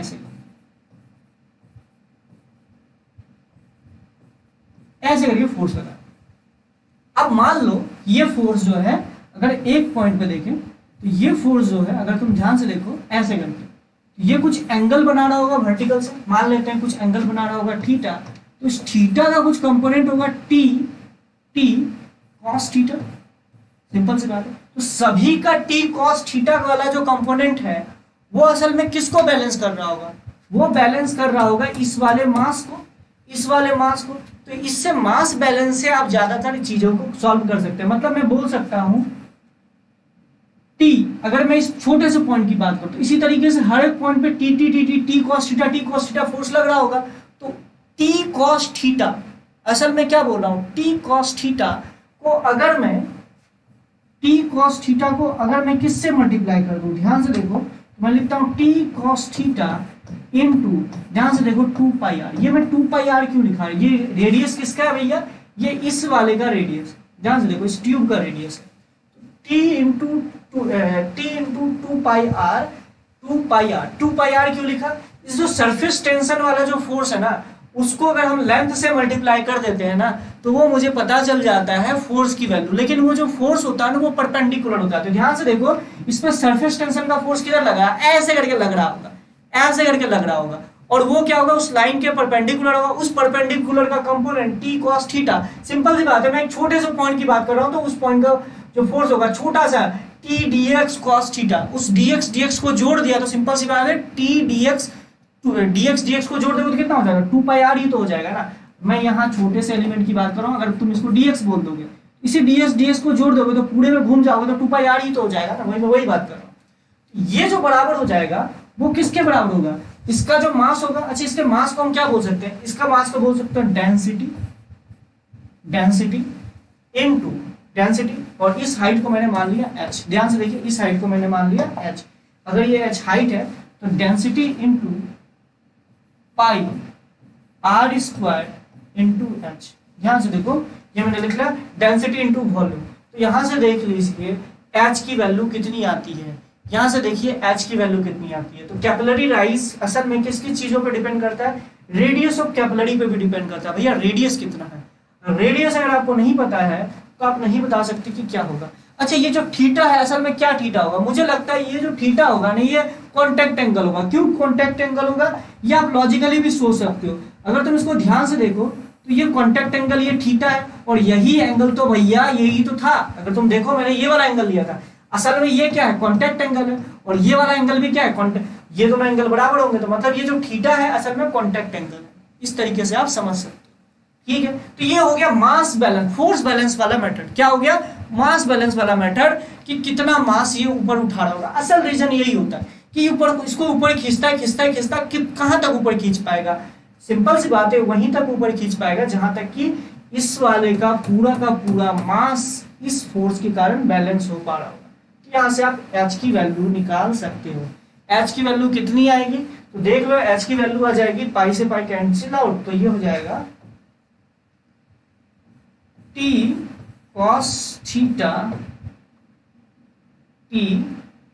थीटा अपॉन रो, अच्छा इंटू जी भी तो होगा। अच्छा, ये हो गया इंटू जी, तो ये हो गया मास इंटू जी, mg के बराबर होगा ना। Rho r g T cos theta upon rho r g, ये आपका हो जाएगा हाइट। कैपिलरी हाइट कितना होगा इस चीज पे डिपेंड करेगा। अच्छा अब यहाँ पे ध्यान से देखो, कैपिलरी की साइज पतली होने पर हाइट बढ़ती चली जाएगी, कैपिलरी राइज हो, तो ये आपको दिख भी रहा होगा। हाइट अगर ज्यादा होगा, मतलब रेडियस अगर कैपिलरी का कम होगा, तो ये हाइट ऊपर बढ़ता चला जाएगा। लॉजिकली सोचना, अगर ये वाला रेडियस कम होगा, इस वाले वाटर का मास भी तो कम होगा। अगर इस वाले वाटर का मास कम होगा तो ऑब्वियस सी बात है ऊपर की ओर टेंड। समझ रहे हो मेरी बात को? तो यहाँ से आप समझ सकते हो। तो एक बार ये बात बताइए, कमेंट करके बताइए आपको समझ में आया या नहीं आया, आपको ये चीज समझ में आया या नहीं आया। अच्छा यहाँ पे 2 भी आएगा, मुझे लगता है 2 भी आएगा, 2 pi are 2t cos theta, और r से r कैंसिल आउट, पाई से पाई कैंसिल आउट, रोज आर जी, हाँ सही है, 2t cos थीटा, सॉरी 2 छूट गया, हाँ सही है।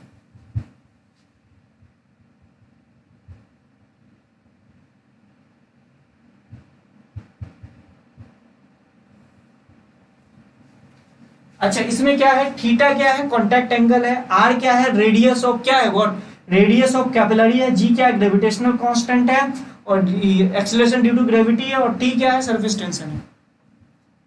समझ रहे हो मेरी बात को? तो ये हो गया आपका सरफेस टेंशन का, कैपिलरी राइज में कितना हाइट ऊपर तक आपका लिक्विड ऊपर उठेगा। इसका दूसरा तरीका भी है।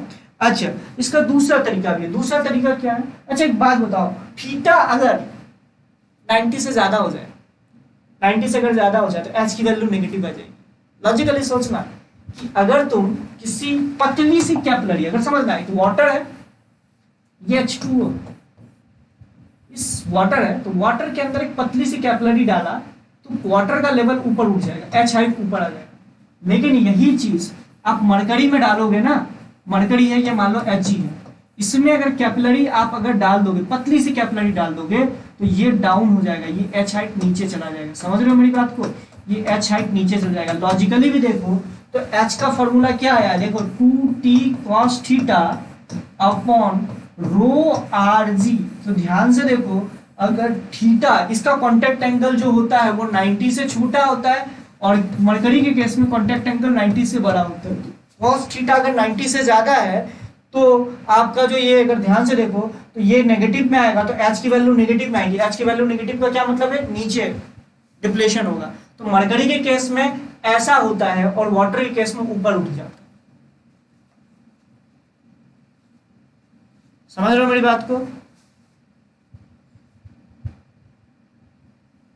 क्या समझ में नहीं आया भैया?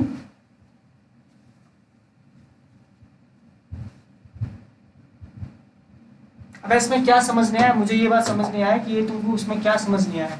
मैंने ये बोला कि क्या जो मिनिस्कस बनता है वो थोड़ा सा ऊपर उठ जाता है, इसमें इसका मास और सरफेस टेंशन का जो फोर्स है उन दोनों को बैलेंस करवा दीजिए, वही बैलेंस करवाया और ये आंसर आ गया। चलिए ठीक है, अब नेक्स्ट क्वेश्चन की बात करें। नेक्स्ट क्वेश्चन की अगर बात करें तो नेक्स्ट पार्ट आप इस तरीके से सोच सकते हो कि प्योर वाटर का जो ये बनता है, अगर मैं बात करूं प्योर वाटर का जो ये बनता है, मिनिस्कस बनता है, मतलब कांटेक्ट एंगल बनता है, अगर प्योर वाटर ग्लास शेप का है तो ये जो मिनिस्कस बनता है ये परफेक्ट हेमीस्फीयर बनता है। और हेमीस्फीयर बनने का मतलब है कि perfect pure water glass system का जो कांटेक्ट एंगल होगा वो 0 डिग्री होगा। कितना होगा? 0 डिग्री होगा। तो इसका कांटेक्ट एंगल कितना होगा? थीटा की वैल्यू 0 हो जाएगी। क्योंकि तुम ध्यान से देखो ना, ये लिक्विड का इस समय जो लिक्विड, अगर तुम ध्यान से देखो कंटेनर ऐसे करके, और अगर ये हेमीस्फीयर है तो ये कुछ ऐसा जाएगा, तो इसका इस पॉइंट पे अगर तुम अगर एक टेंजेंट ड्रॉ करोगे तो वो भी इसी पॉइंट पे लाई करेगा, तो कांटेक्ट एंगल कितना हो जाएगा? 0 डिग्री हो जाएगा। तो कांटेक्ट एंगल ये आपका बनेगा। तो प्योर वाटर ग्लास सिस्टम का जो कांटेक्ट एंगल होता है 0 होता है। तो इस केस में आप थोड़ा सा एरर को मिनिमाइज कर सकते हो, क्योंकि तुम लॉजिकली सोचना, ये रेडियस भी r हो जाएगा। अब इसका वॉल्यूम को आप आसानी से नेगलेक्ट, मतलब वॉल्यूम को आसानी से आप घटा बढ़ा सकते हो। समझ रहे हो मेरी बात को? तो ये आप लोगों के लिए होमवर्क रहा। प्योर वाटर ग्लास सिस्टम के लिए आप जो एक्चुअल हाइट आप बताइए, एक्चुअल हाइट कितना होगा, मतलब ये जो कैपिलरी राइज हाइट को h ले लीजिएगा, तो सिंपल सी बात है, मास कितना लिखिएगा? तो मास लिखिएगा h × a, एरिया, सिंपल सी बात है, एरिया कितना है? पाई r स्क्वायर है।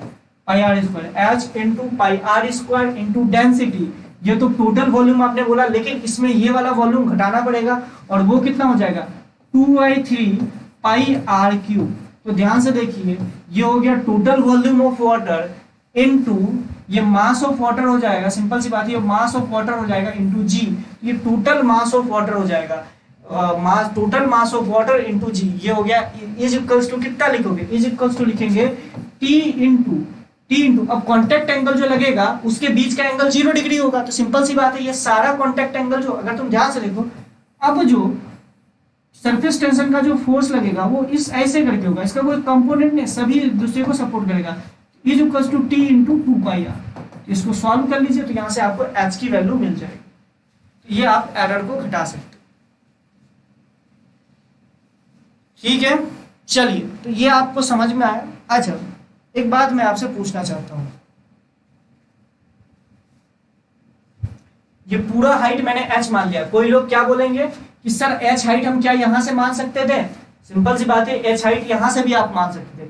ये वाली लेंथ कितनी होगी, ये वाली लेंथ बेसिकली r ही होगी, क्योंकि अगर आप हेमी स्फीयर है तो सिंपल सी बात है, ये लेंथ आपकी r ही होगी। अब यहां से भी मान सकते थे हाइट, कोई दिक्कत नहीं है। किसके रेफरेंस में निकालना चाहते हो, जनरली हाइट यहां से मापा जाता है, जो ये इसका लोअर पॉइंट है ना, यहां से मापा जाता है, ये लोअर पॉइंट से मापा जाता है।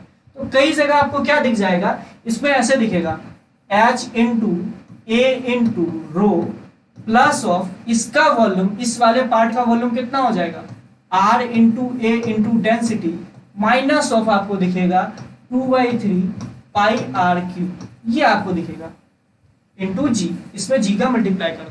तो इसमें कंफ्यूज नहीं होना है कि सर ये कैसे हो गया कैसे नहीं हुआ, कोई दिक्कत नहीं है, समझ रहे मेरी बात को, कोई दिक्कत नहीं है, बस आपको समझ में आना चाहिए।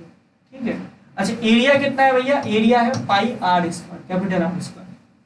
यहाँ से देख लीजिए, आप इस तरीके से भी कर सकते थे। ठीक है, तो एरर को अगर कंसीडर किया जाए तो किस तरीके से हम लोग इसको सॉल्व कर सकते थे। अबे हाँ ना बोला करो बीच बीच में, जिससे कि मुझे भी समझ में आए कि तुम्हें समझ में आ रहा है। ठीक है, और सारी चीजें क्लियर है या नहीं है, एक बार बताना, सभी चीजें क्लियर हैं या नहीं है, सभी चीजें आई थिंक क्लियर होंगी। ठीक, अगर मैं एक बात सोचूं, इसको आप दूसरे तरीके से भी प्रूव कर सकते थे, कैसे प्रूव कर सकते थे, अगर तुम इसको लॉजिकली सोचो, ये दूसरा वाला प्रूफ तो आई थिंक आपको समझ में आ जाएगा। दूसरा वाला प्रूफ कैसे करके कर सकते थे, अगर ये मिनिस्कस ऐसे करके बताओ, यहाँ का प्रेशर कितना है, अगर फ्लूइड के हिसाब से देखो तो P0 है, यहाँ का भी प्रेशर P0 है, ऑब्वियस सी बात है, इसको कोई एक्सेलरेशन नहीं दे रहे हैं तो एक ही लेवल पे प्रेशर सेम होगा। ठीक है, अच्छा ये h हाइट है, यहाँ तक h हाइट है, तो बताओ यहाँ का प्रेशर कितना हो जाएगा, लिक्विड में देखो तो यहाँ का प्रेशर हो जाएगा P0 minus rho g H, P0 minus rho g H. अच्छा, यहाँ का प्रेशर कितना है भैया, यहाँ का प्रेशर है P0। अच्छा, अगर तुम इसको ध्यान से देखो, अगर तुम इसको ध्यान से देखो तो ये बबल टाइप का बन रहा है, क्या बन रहा है भैया, एक बबल टाइप का बन रहा है, क्या बन रहा है, अगर इसको ध्यान से देखो तो ये एक बबल टाइप का बन रहा है, ये आपका एक बबल टाइप का बन रहा है। अच्छा, इस बबल का रेडियस कुछ ना कुछ स्मॉल आर होगा, तो क्या मैं बोल सकता हूं इस छोटे स्मॉल आर वाले बबल का बाहर का प्रेशर है P0 माइनस, ये छोटा सा जो पार्ट था ध्यान से देखो, P0 minus rho g H, और अंदर का प्रेशर है P0। तो क्या तुम लिख सकते हो P inside that is P0 minus of P outside P0 minus of rho g h should be equals to 2T/R। अच्छा, यहाँ पे 2T/R क्यों लेंगे, क्योंकि एक ही सरफेस बनेगा ना, ध्यान से देखो, इसके इस तरफ तो पूरा का पूरा लिक्विड है ना, तो लिखेंगे 2T/R where R is the radius of curvature of that bubble, तो 2T/R। तो ध्यान से देखिए, यहां से H की वैल्यू कितनी आ जाएगी, ध्यान से देखिए, H की वैल्यू आ जाएगी 2T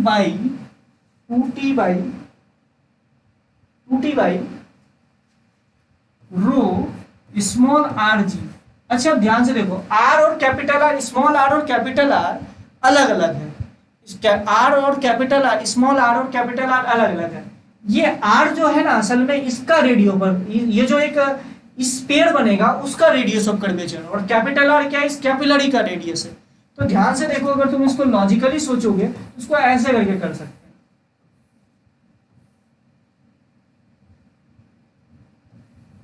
ये स्मॉल आर है और ये कैपिटल आर है, ध्यान से देखो, ये सॉरी ये कैपिटल आर है, तो ये देखो r/2 हो गया, ये r/2 हो गया। तो ध्यान से देखो, अगर कॉन्टैक्ट एंगल के हिसाब से सोचा जाए तो ये अगर थीटा है कॉन्टैक्ट एंगल, तो ये 90 माइनस थीटा और ये फिर थीटा, तो ये अगर थीटा है तो ध्यान से देखो कि ये वाला कितना हो जाएगा। अगर तुम देखो ये r है, ये r/2 है, तो ध्यान से देखो, तो अगर इसको देखोगे तो ये हो जाएगा cos theta is equals to r/2 cos theta into इस r/2 small r, sorry r/2 small r। तो यहां से देखिए स्मॉल r की वैल्यू आ जाएगी r/2 cos थीटा। तो इस स्मॉल r की वैल्यू वहां पुट कर दीजिएगा, तो h की वैल्यू आ जाएगी 2t cos theta by rho rg। तो वही पिछला वाला ही प्रूफ आपके पास आ गया। समझ में आ रहा है? ठीक है, ओके। अब देखिएगा, समझिएगा, ये तो हम लोगों ने देख लिया कि कैपिलरी राइज में ये फॉर्मूला याद रखना है, लेकिन ये याद रखिएगा theta is the contact angle, theta is the contact angle, ये याद रखिएगा, theta is the contact angle, contact angle. अच्छा एक बात बताओ, अगर इस तरह का शेप दिया होता कैपिलरी का,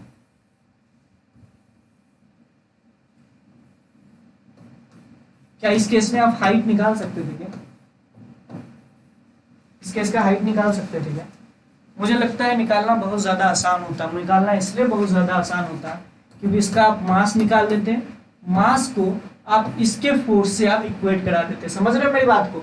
अगर ये आपका सिलेंड्रिकल शेप का इस कोन टाइप का शेप का होता, समझना मेरी बात को, अगर आपको इसका हाइट पूछा होता तो कोई दिक्कत नहीं होती। आपके पास दो तरीके, कैसे दो तरीके हैं? पहला तो मास बैलेंस से कर देते, अरे फोर्स बैलेंस से कर देते, gravitational force is equals to T into जो भी होता। अगर ये आपका इस कोन टाइप का शेप का होता तो सिंपल सी बात है, फोर्स किस तरीके से दिखता? आपको दिखता कॉन्टैक्ट एंगल निकालने आता है क्या? तो कॉन्टैक्ट एंगल निकाल लेते ना। ध्यान से देखो, इस पॉइंट और इस पॉइंट के बीच का एंगल कितना है ये तो आप निकाल सकते थे ना। अब ये कॉन्टैक्ट एंगल क्या होता है? जो कंटेनर है वो लिक्विड के सरफेस के साथ कितना एंगल बना रहा है, यही तो कॉन्टैक्ट एंगल होता है। मतलब ये वाला एंगल जो होगा यही तो कॉन्टैक्ट एंगल कहलाएगा ना।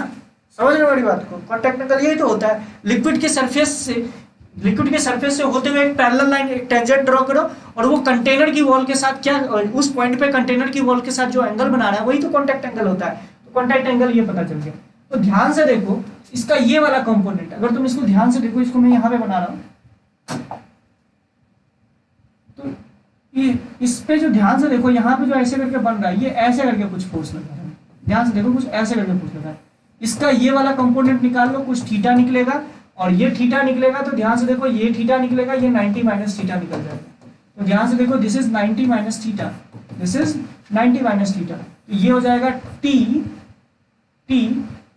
Sign theta, T sine theta आ जाएगा। तो सिंपल सी बात, T sine theta into 2 pi r, और ये जो मास है उसके बराबर कर दीजिएगा तो एच की वैल्यू आ जाएगी।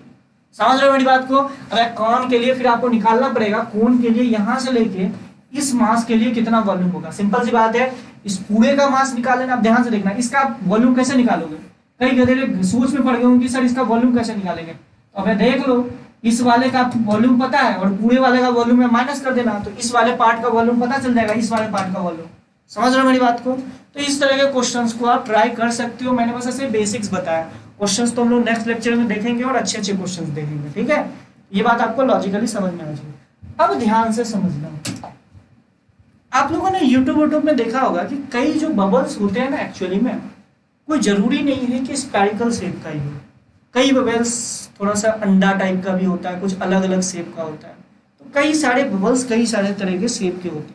असल में कोई भी लिक्विड का जो मिनिस्कस बनता है या फिर बबल्स होते हैं, उसका जो इंटरनल प्रेशर होता है या P excess pressure, internal pressure minus outer pressure, जिसको हम लोग पी एक्सेस बोलते हैं, वो होता है T by R1 plus of T by R2, where R1 and R2 are the where R1 and R2 are the where R1 and R2 are the बोल सकते हैं where radius of curvature in perpendicular direction, in perpendicular direction। तो P excess की value असल में होती है 2T by R1 into R2। अगर तुम ध्यान से देखो, मान लो एक बबल ऐसे इस शेप का बन रहा है, ध्यान से सुनना, एक बबल जो है इस शेप का बन रहा है, एक बबल ऐसे बन रहा है, सिलेंड्रिकल टाइप का बन रहा है, किसी तरीके से इमेजिनरी बबल सोचो सिलेंड्रिकल बन रहा है। तो बताओ कैसे करके हम इसका निकालेंगे कि इसमें पी अंदर का कुछ प्रेशर होगा और बाहर का प्रेशर होगा, इन दोनों का प्रेशर डिफरेंस कैसे निकालेंगे? तो उसका फॉर्मूला है T into R1 plus R2। लेकिन R1 एंड R2 क्या है भैया? R1 जो R2 है, दो परपेंडिकुलर रेडियस ऑफ कर्वेचर है, दो परपेंडिकुलर रेडियस ऑफ कर्वेचर है। अब ध्यान से समझना, अगर इस वाले को आप ये वाले सर्कल को एज्यूम करो तो इसका रेडियस कितना हो जाएगा? इस वाले का रेडियस कितना हो जाएगा? अगर इस वाले को अगर आप कंसीडर करो तो इस वाले का रेडियस कितना हो जाएगा? R हो जाएगा, जो कि सिलेंडर का सरफेस के बराबर हो जाएगा। लेकिन इस वाले ये जो आपने शेप लिया है इसके परपेंडिकुलर कौन सी लाइन होगी? ये वाली लाइन होगी। तो इसका रेडियस ऑफ कर्वेचर कितना हो जाएगा? अगर तुम ध्यान से देखो तो इसका रेडियस ऑफ कर्वेचर हो जाएगा इन्फिनिटी, यानी R1 की वैल्यू तो R हो गई और R2 की वैल्यू इन्फिनिटी हो गई। मतलब दो परपेंडिकुलर डायरेक्शन में आपको रेडियस ऑफ कर्वेचर को लेना है।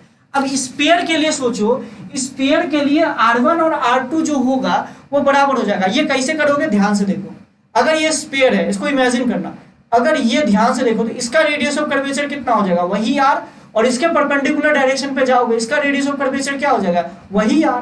समझना मेरी बात को, थोड़ा सा इमेजिन करना। मेरे पास कोई स्फीयर नहीं है, समझना, जैसे मैं अपना खोपड़ा को बोलूं तो ये वाला रेडियस ऑफ कर्वेचर कितना हो जाएगा? R, और इधर से मैं इसके परपेंडिकुलर डायरेक्शन पे एक अगर ड्रॉ करूं तो उसका रेडियस ऑफ कर्वेचर भी R ही होगा। समझ रहे हो मेरी बात को? तो इसलिए आपको दिखता है P एक्सेस की वैल्यू 2T/R हो जाती है। सिंपल सी बात है, मैं ड्रॉप की बात कर रहा हूँ, 2T/R की बात। समझ रहे हो मेरी बात को? मतलब एक सरफेस जहां पे बन रही है उसकी बात कर रहा हूँ, एक सरफेस की बात कर रहा हूँ। ठीक है, लॉजिकल है क्या? नहीं है? समझ रहे हो? अब इसी तरीके से अगर आपको बोला जाए, जैसे सपोज करो आपको बोला जाए दो इस तरीके से प्लेट्स को बहुत ज्यादा क्लोज रखा गया D डिस्टेंस पे, जिसके कारण जो वाटर है कुछ H हाइट ऊपर तक उठ गई। समझ रहे हो? H हाइट ऊपर तक उठ गई। मेरा क्या मतलब है, ध्यान से सुनना। ऐसे करके मैंने कुछ किया, दो प्लेट को हमने बहुत ज्यादा पास रखा है और इसको पानी के अंदर डिप कर दिया। पानी के अंदर जो डिप किया तो मान लो इतनी हाइट तक आपका जो है वाटर जो है उठ गया है, तो इसकी हाइट कितनी होगी ये आपसे पूछा जाएगा। ये हाइट कितनी होगी? इसको आसपास रखा और बहुत करीब रखा है, इसके कारण क्या वाटर का लेवल थोड़ा सा ऊपर उठ गया। मान लो वाटर यहाँ तक था, वाटर का लेवल यहाँ तक आ गया इसमें, तो आपसे पूछा जा रहा है कि ये हाइट कितनी होगी। समझ रहे हो मेरी बात को? ये मैंने क्या बनाया है, लॉजिकली भी आपको समझ में आ रहा है? ठीक है, मतलब दो लिक्विड की दो आपका यहाँ पे ये सिलेंड्रिकल शेप नहीं है, ये आपका क्या भैया, ये आपका दो प्लेट्स है, ऐसे से करके प्लेट्स है, इन दोनों प्लेट्स के रखा है, तो यहाँ तक आपका वाटर का लेवल उठ गया, इसकी हाइट कितनी होगी? इस केस में क्या करेंगे, फिर से वही फोर्स मेथड लगा देते हैं। मैं मान लेता हूं कि ये हाफ सिलेंडर बन रहा है। कितना है? ये हाफ सिलेंडर बन रहा है। ठीक है, ये हाफ सिलेंडर बन रहा है। तो देखो, ध्यान से देखो तो इसका मेनिस्कस कैसा बना होगा?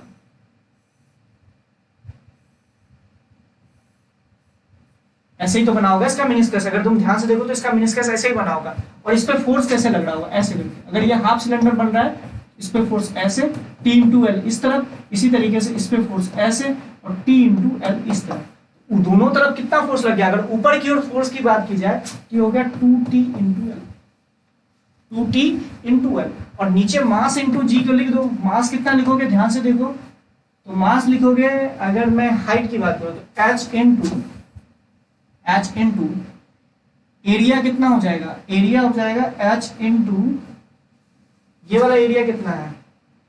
L इंटू ये लेंथ अगर L दे रखा है और ये लेंथ D दे रखा है, तो D into L, D into L. ये थिकनेस आपको D दे रखा है, ध्यान से सुना, ये थिकनेस D दे रखा है, तो D इंटू एल। तो ये तो एरिया हो गया, ये वाला एरिया, समझ रहे हो मेरी बात को? ये वाला एरिया हो गया इंटू डेंसिटी इंटू जी। तो यहाँ से आपको हाइट की वैल्यू आ जाएगी। ठीक है, तो बहुत इजी था, यहाँ से आप निकाल सकते थे। ठीक है, यहाँ से आप निकाल सकते हैं T into T L is equal to HL D density HLD HDL into rho g. ठीक है, इससे आपका आंसर आ जाएगा। तो ये तो हो गया फोर्स मेथड से। फोर्स मेथड से आप इसको कर सकते थे, फोर्स वाले मेथड से। इसको दूसरे तरीके से भी कर सकते थे। दूसरे तरीके से कैसे कर सकते थे, अगर इसको ध्यान से देखो तो ये अगर इस शेप का बन रहा है तो ध्यान से देखो, अगर ये ऐसे करके बन रहा है तो यहाँ का प्रेशर कितना हो जाएगा। अगर तुम इस पूरे लेवल पे प्रेशर देखो तो यहाँ का प्रेशर P नॉट है, तो यहाँ का प्रेशर P नॉट और यहाँ का प्रेशर हो गया P not minus rho g H. अगर P not minus rho g H है तो यहाँ का प्रेशर P नॉट है। तो ध्यान से देखो तो P एक्सेस की वैल्यू कितनी हो जाएगी, अगर तुम ध्यान से देखो तो P एक्सेस की वैल्यू कितनी हो जाएगी, तो वो हो जाएगा T बाई R1। क्योंकि ये स्पेरिकल शेप का नहीं है तो 2T बाई R तो ले नहीं सकते। समझ रहे हो मेरी बात को, T by R1 upon T by R1 minus of plus of T by R2। अच्छा ध्यान से देखो, अगर ये सेफ है, अगर ये सेफ है, अगर ये सेफ है तो इसका एक रेडियस ऑफ कर्वेचर तो R हो गया, दूसरा रेडियस ऑफ कर्वेचर इंफिनिटी हो गया। तो मैं इसको लिख सकता हूँ P एक्सेस की वैल्यू लिखूंगा P not minus of this, तो ये हो जाएगा rho g h should be equals to, ये हो गया T by R minus of plus of T by infinity. क्योंकि दूसरा रेडियस ऑफ कर्वेचर उसकी परपेंडिकुलर डायरेक्शन पे इंफिनिटी है, तो यहाँ से आपका सिंपल सी बात है आज की वैल्यू आ जाएगी। इसका भी यूज करके आप लिख सकते हो। समझ रहे हो मेरी बात को, ठीक है, अच्छी बात है।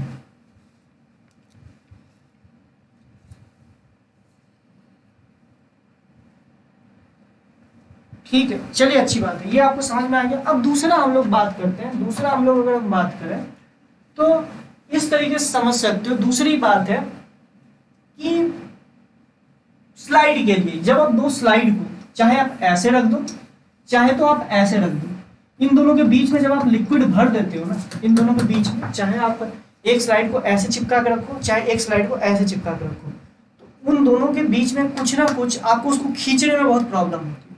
तो उसका क्या रीजन होता है, ये थोड़ा सा सोचिए।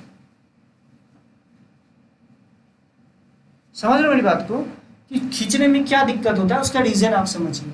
अरे दो कांच की स्लाइड है, उसके बीच में आपने वाटर डाल दिया और उसको ऐसे रख दिया, तो आप देखोगे उसको खींचोगे, ऐसे करके खींचोगे, ऐसे करके खींचोगे तो बहुत दिक्कत होगा, लेकिन बस ऐसे करके खींचोगे तो बहुत आसानी से खींच लो। उसका क्या रीजन होता है, इससे related JEE Mains crash course में, मतलब जेईई मेंस का जो टेस्ट सीरीज था उसमें मैंने क्वेश्चन भी दिया था। वो कैसे करके आप सोच सकते हो, ध्यान से देखो। अगर ये वाला पार्ट है, अगर ये वाला पार्ट है तो इसको बहुत आसानी से समझ सकते हो। दो लिक्विड, मान लो कि दो, अभी हम लोगों ने निकाल के देखा कि दो स्लाइड है, इसको चिपकाया, ध्यान से देखो ऐसे चिपकाया, तो आपका लिक्विड जो है ऐसे करके उड़ गया, यहाँ पे वाटर था नीचे। आपको यहाँ का प्रेशर पता है, पी इन पता है, और यहाँ का पी आउट पता है, पी आउट पता है। तो एक बात बताइए, कुछ प्रेशर का डिफरेंस हो जाएगा, इस प्रेशर के डिफरेंस के कारण ये इधर का देखो, अगर तुम ध्यान से देखो इस वाले सरफेस पे देखो, ये इस पे कुछ फोर्स लगा रहा होगा इसके प्रेशर के कारण, इसी तरीके से ये फोर्स लगा रहा होगा कुछ इधर के प्रेशर के कारण। इन दोनों का जो फोर्स का डिफरेंस होगा वो असल में क्या होगा, इन दोनों के अट्रैक्शन फोर्सेस के बराबर हो जाएगा। तो कई बार आपसे पूछा जाता है कि एक दो कांच की प्लेट है, इन दोनों के बीच में हमने वाटर डाल दिया, तो बताइए इन दोनों कांच की प्लेट से एक दूसरे को किस फोर्स से अट्रैक्ट कर रही हो। अरे फोर्स से अट्रैक्ट कैसे कर रही हूँ, आधे बच्चे तो पागल हो जाते, कैसे हुआ। तो मैं ये बोल रहा हूँ, यहाँ का पी इन जो है इस पे इस तरफ फोर्स लगा रहा होगा, पी आउट इधर की तरफ फोर्स लगा रहा होगा, तो नेट फोर्स किस तरफ होगा, मुझे लगता है नेट फोर्स इस तरफ होगा। इसलिए बोला जा रहा है कि ये एक दूसरे को किस तरीके से अट्रैक्ट कर रहा है। और अभी हम लोगों ने निकाला पी इन और पी आउट, हम लोगों को निकालने आता है, तो सिंपल सी बात है कि आप इन दोनों के बीच में डिफरेंस निकाल सकते हैं। समझ रहे हो मेरी बात को। तो मैं क्या बोल रहा हूँ, P in into area minus of P out into area, तो ये आ जाएगा फोर्स का डिफरेंस अपॉन एरिया। तो दैट इज फोर्स जो आ जाएगा वही आ जाएगा, फोर्स जो आ जाएगा वो कितना हो जाएगा, पी इन इंटू एरिया का multiplication minus of P out into area का मल्टीप्लीकेशन। समझ रहे हो मेरी बात को। ये आपका attraction force between two plates आ जाएगा। अच्छा, अगर मान लो ये होता, लॉजिकली सुनना, अगर ये होता एक दो आपको इस तरीके से हम लोगों ने कांच की प्लेट्स को रख दिया और शेप जो है लिक्विड का ऐसे बनना है, लॉजिकली सोचना, ऐसा शेप बन रहा है, या आप ऐसे कर सकते हो, पानी को इस तरह से रख दिया, अब यहाँ पे पानी सरफेस ऐसे बना, कोई नहीं, हम शेप इसलिए जानबूझ के ऐसा बना रहे हैं ताकि आप डेल्टा टी कैलकुलेट कर लो, डेल्टा पी कैलकुलेट करो। तो यहाँ का प्रेशर तो ऑब्वियस सी बात है पी नोट, और यहाँ का प्रेशर पी इन। तो किस साइड का प्रेशर ज्यादा होगा, लॉजिकली बताना, जिस तरफ कॉन्केव साइड होगा उस साइड का प्रेशर ज्यादा होगा, तो सिंपल सी बात है यहाँ का प्रेशर ज्यादा होगा, तो यहाँ का प्रेशर आपका ज्यादा होगा, लॉजिकल बात है, ठीक है। तो इन दोनों का अब बताइए यहाँ का प्रेशर डिफरेंस कितना होगा, अगर तुम ध्यान से देखो तो डेल्टा पी की वैल्यू कितनी हो जाएगी, अगर तुम ध्यान से देखो ये शेप कैसे करके बन रहा होगा, तुम इसको लॉजिकली सोचो तो इसका शेप जो है ना कुछ ऐसे बन रहा होगा, और बाहर का रेडियस आप मान लो कैपिटल आर है, बाहर का रेडियस आप कितना मान लो कैपिटल आर, तो लॉजिकली बताना, और इसका जो रेडियस है, इसका रेडियस जो है ये आपका स्मॉल आर दे रखा है। तो एक बात बताओ, अगर तुम एक सरफेस ये वाला चूज करते हो, इसका रेडियस कितना है, अगर तुम देखो तो ये होगा टी अपॉन आर, और इसका रेडियस और इसके परपेंडिकुलर ये वाला सरफेस होगा, और इसका सरफेस इसका जो रेडियस है क्या है आर, तो लिखोगे plus T by small are.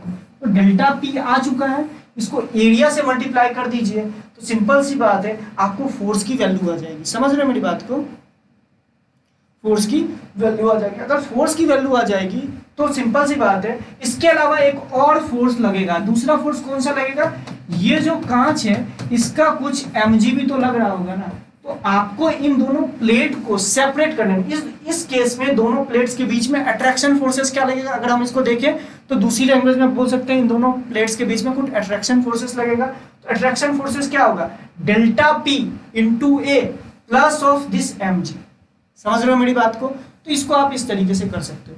I hope आपको समझ में आया होगा, कोई दिक्कत होगी। अच्छा एरिया कौन सा लोगे, ये वाला एरिया लेना, ये वाला, ये जो एरिया है ये वाला एरिया लेना। समझ रहे हो क्यों, क्योंकि यहीं पे तो प्रेशर का डिफरेंस है ना, यहाँ का प्रेशर तो फिर पी नोट हो गया और यहाँ का प्रेशर भी पी नोट हो गया, लेकिन यहाँ का प्रेशर पी इन है और यहाँ का प्रेशर पी आउट है, मतलब कि एटमॉस्फेरिक प्रेशर। तो ये वाला एरिया लीजिएगा जिस वाले एरिया में ये बना हुआ है।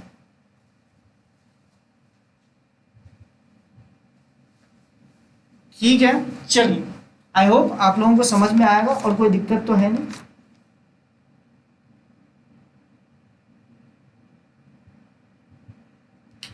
ठीक है, इस तरह के क्वेश्चंस मैं करा दूंगा, कोई दिक्कत वाली बात है नहीं। हाँ, दूसरी बात, अगर आपका कैपिलरी राइज जो है वो शेप एंड साइज पे डिपेंड नहीं करती, शेप पे मतलब डिपेंड नहीं करते। मान लो कि 4-5 कैपिलरी है, एक ऐसा कैपिलरी बना है, लेकिन इसका रेडियस और इस वाले कैपिलरी का रेडियस सेम है, और उसी तरीके से इस वाले कैपिलरी का रेडियस सेम है, तो तीनों में वाटर का लेवल जो ऊपर उठेगा वो सेम होगा। मतलब इसमें जो वाटर का लेवल होगा, इसमें जो वाटर का लेवल होगा और इसमें जो वाटर का लेवल होगा सेम होगा, लेकिन क्या होना चाहिए, आर सेम होना चाहिए। मतलब कैपिलरी राइज जो कितने हाइट तक वाटर ऊपर उठेगा ये शेप पे डिपेंड नहीं करता। इससे रिलेटेड एक क्वेश्चंस भी सोच सकते हो। एक इस तरीके से कैपिलरी थी, इसको थीटा एंगल हमने रोटेट कर दिया, तो बताइए ये लेंथ कितना होगा। सिंपल सी बात है, हाइट तो वही रहेगा, ये हाइट तो वही रहेगी, क्या आप ये लेंथ निकाल सकते हो कितना एंगल रोटेट कर दिया, तो समझ रहे हो, इससे रिलेटेड भी क्वेश्चन आया हुआ है। ठीक है, तो ये रहा आपका सरफेस टेंशन कंप्लीट हो चुका है। सरफेस टेंशन तो कल हम लोग अगर विस्कोसिटी की बात करें तो विस्कोसिटी कुछ है नहीं, विस्कोसिटी में बहुत बेसिक में बताता हूँ। देखो विस्कोसिटी मतलब होता है फ्लूइड के सरफेस के बीच में फ्रिक्शन। तो फ्लूइड के सरफेस के बीच में जो फ्रिक्शन होता है वो डायरेक्ट उसकी वैल्यू होती है minus of eta into area. A क्या होता है कि एरिया दो सरफेस के बीच का जो एरिया होता है वो क्या होता है into dv by dx, dv by dy, इस तरीके से लिख लो डीवी बाई डीवाई। ये होता है आप विस्कस फोर्स की वैल्यू, समझ लो, eta into A dv by dy. अच्छा डीवी बाई डीवाई क्या होता है, ये मतलब वेलोसिटी ग्रेडियंट, मतलब कि जैसे जैसे आप डेप्थ पे जाओगे तो वेलोसिटी में change with respect to y, ये आप देख सकते हो वेलोसिटी में चेंज। अगर तुम ऊपर वाली सरफेस पे एक मटेरियल डाल दो और उसको v वेलोसिटी से मूव करवा दो, तो सिंपल सी बात है नीचे वाला जो सरफेस का जो पॉइंट होगा वो आपका जो लिक्विड है, वो आपका जो पॉइंट है वो आपका जीरो वेलोसिटी चलेगा। अगर तुम लॉजिकली सोचो, ऐसा थोड़ा होता है कि नदी के नीचे वाला जो नदी में जो सबसे टॉप मोस्ट पॉइंट का जो वेलोसिटी होता है और डीप मोस्ट पॉइंट का जो वेलोसिटी होता है दोनों सेम हो जाए, ऐसा नहीं होता है। क्योंकि अगर तुम ध्यान से देखो, ऊपर वाली सरफेस अगर v वेलोसिटी से चल रहा है तो हर लेयर्स के बीच में फ्रिक्शन है, तो उसके कारण क्या होता है कि ध्यान से देखिए, अगर नीचे वाली जो सरफेस का जो लिक्विड है वो असल में क्या होगा, इस सरफेस से चिपका हो रहेगा, तो सिंपल सी बात है, नीचे वाला सरफेस अगर जीरो वेलोसिटी से मूव कर रहा है तो ये वाली सरफेस का वेलोसिटी भी जीरो हो जाएगा, समझ रहे हैं। इसलिए वेलोसिटी ग्रेडियंट कुछ ना कुछ आपको दिखता है, क्योंकि फ्रिक्शन के कारण, अगर तुम इसको लॉजिकली इस तरीके से समझो, इस तरीके से बहुत सारी है, ऊपर वाले पे अगर F फोर्स लगाओगे तो ध्यान से देखो ये आगे निकलेगा, ये तो उससे थोड़ा पीछे, इससे पीछे, इस तरीके से वेलोसिटी का ग्रेडियंट आएगा। तो कुछ इसी तरह की बातें होती है विस्कोसिटी में। तो वेलोसिटी में change with respect to depth किस तरीके से आ रहा है, वही होता है dv/dx। समझ रहे हो मेरी बात को। अब इसमें जो मोस्ट इंपॉर्टेंट कॉन्सेप्ट होता है वो दूसरा ये होता है कि स्टोक्स लॉ। स्टोक्स लॉ क्या बोलता है, स्टोक्स लॉ ये बोलता है कि अगर आप ध्यान से देखिए, एक लिक्विड में अगर एक बॉल को डाले, स्फेरिकल बॉल को डाले, तो इस पे जो विस्कस फोर्स लगता है वो लगता है 6 pi eta rv, where v is the its velocity. अगर किसी टाइम की वेलोसिटी v है इसकी, तो इस पे विस्कस फोर्स लगेगा 6 pi eta rv, where r is the radius of this spherical tube. अब देखो, जैसे जैसे आप, अगर मान लो किसी एक, अगर तुम इसी के हिसाब से जो बारिश की बूंद, तो बारिश की बूंद स्फेरिकल होती है, और सिंपल सी बात है, ये जो हमारा एयर है ये भी तो आपका फ्लूइड है, तो फ्लूइड है तो लॉजिकल बात मैं आपको बोल रहा हूँ कि जैसे जैसे वो नीचे आएगा उसकी वेलोसिटी बढ़ती जाएगी और उस पर विस्कस फोर्स बढ़ता जाएगा।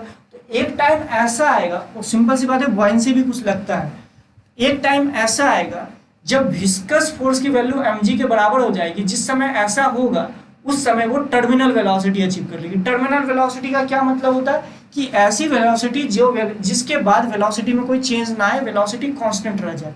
तो इसको आप दूसरे इस तरीके से समझ सकते हो। मान लो एक बहुत लंबी ट्यूब है, ओशियन है, समझ लो एक ओशियन का एक छोटा सा पार्ट है, आपने एक लोहे का एक टुकड़ा, एक स्फीयर आपने इसके अंदर डाल दिया, तो सिंपल सी बात, ये पहले स्पीड अप होगा क्योंकि अर्थ जो है इस पे mg फोर्स नीचे की ओर लगाएगा, इसलिए ये नीचे की ओर जाएगा। एक टाइम ऐसा आएगा इसकी वेलोसिटी जो है ना वो कांस्टेंट हो जाएगी। क्यों कांस्टेंट आ जाएगी, क्योंकि इस पे फोर्स लग रहा है पहला तो mg, दूसरा इस पे लग रहा है बॉयंसी फोर्स और तीसरा इस पे लग रहा है viscous force, F of viscous और F ऑफ बॉयंसी।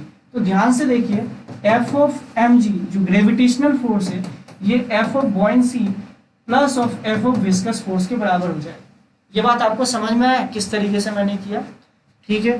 तो F ऑफ विस्कस फोर्स कितना होगा, अगर तुम ध्यान से देखो तो इसको अगर हम लोग सॉल्व करेंगे तो ये कितना आ जाएगा। तो इस समय जो वेलोसिटी ये ऑब्जेक्ट अचीव कर लिया होगा, इसी को हम लोग बोलते हैं टर्मिनल वेलोसिटी। इसका रेडियस आप मान लो स्मॉल r है, इस लिक्विड की डेंसिटी रो दे रखी है, इस ऑब्जेक्ट की डेंसिटी सिग्मा दे रखी है, तो इस हिसाब से इसको निकाला जा सकता है। तो बताइए F ऑफ बॉयंसी कितना हो जाएगा। F ऑफ ग्रेविटेशनल फोर्स लिखोगे तो क्या आ जाएगा, 4/3 पाई आर क्यूब इंटू इसकी डेंसिटी कितनी दे रखी है इस वाले ऑब्जेक्ट की, वो रो दे रखी है, तो उसको हम लोगों ने रो से मल्टीप्लाई कर दिया, ठीक है, इनटू जी। ये तो गया ग्रेविटेशनल फोर्स। बॉयंसी फोर्स क्या होता है, जितना लिक्विड उसने डिस्प्लेस किया है, तो लिक्विड डिस्प्लेस्ड का volume 4/3 pi are cube into density of liquid कितना है भैया, रो, इनटू जी। अब विस्कस फोर्स कितना है, प्लस ऑफ, ध्यान से देखो, plus of 6 pi eta R भी टर्मिनल। इस टाइम जिस समय की फोर्सेस बराबर हो गई है उस समय की वेलोसिटी क्या है, वी टर्मिनल। तो क्या यहाँ से आप वी टर्मिनल की वैल्यू निकाल लोगे, ऑब्वियस सी बात है, वी टर्मिनल की वैल्यू कितनी आ जाएगी, ये आ जाएगी 2/9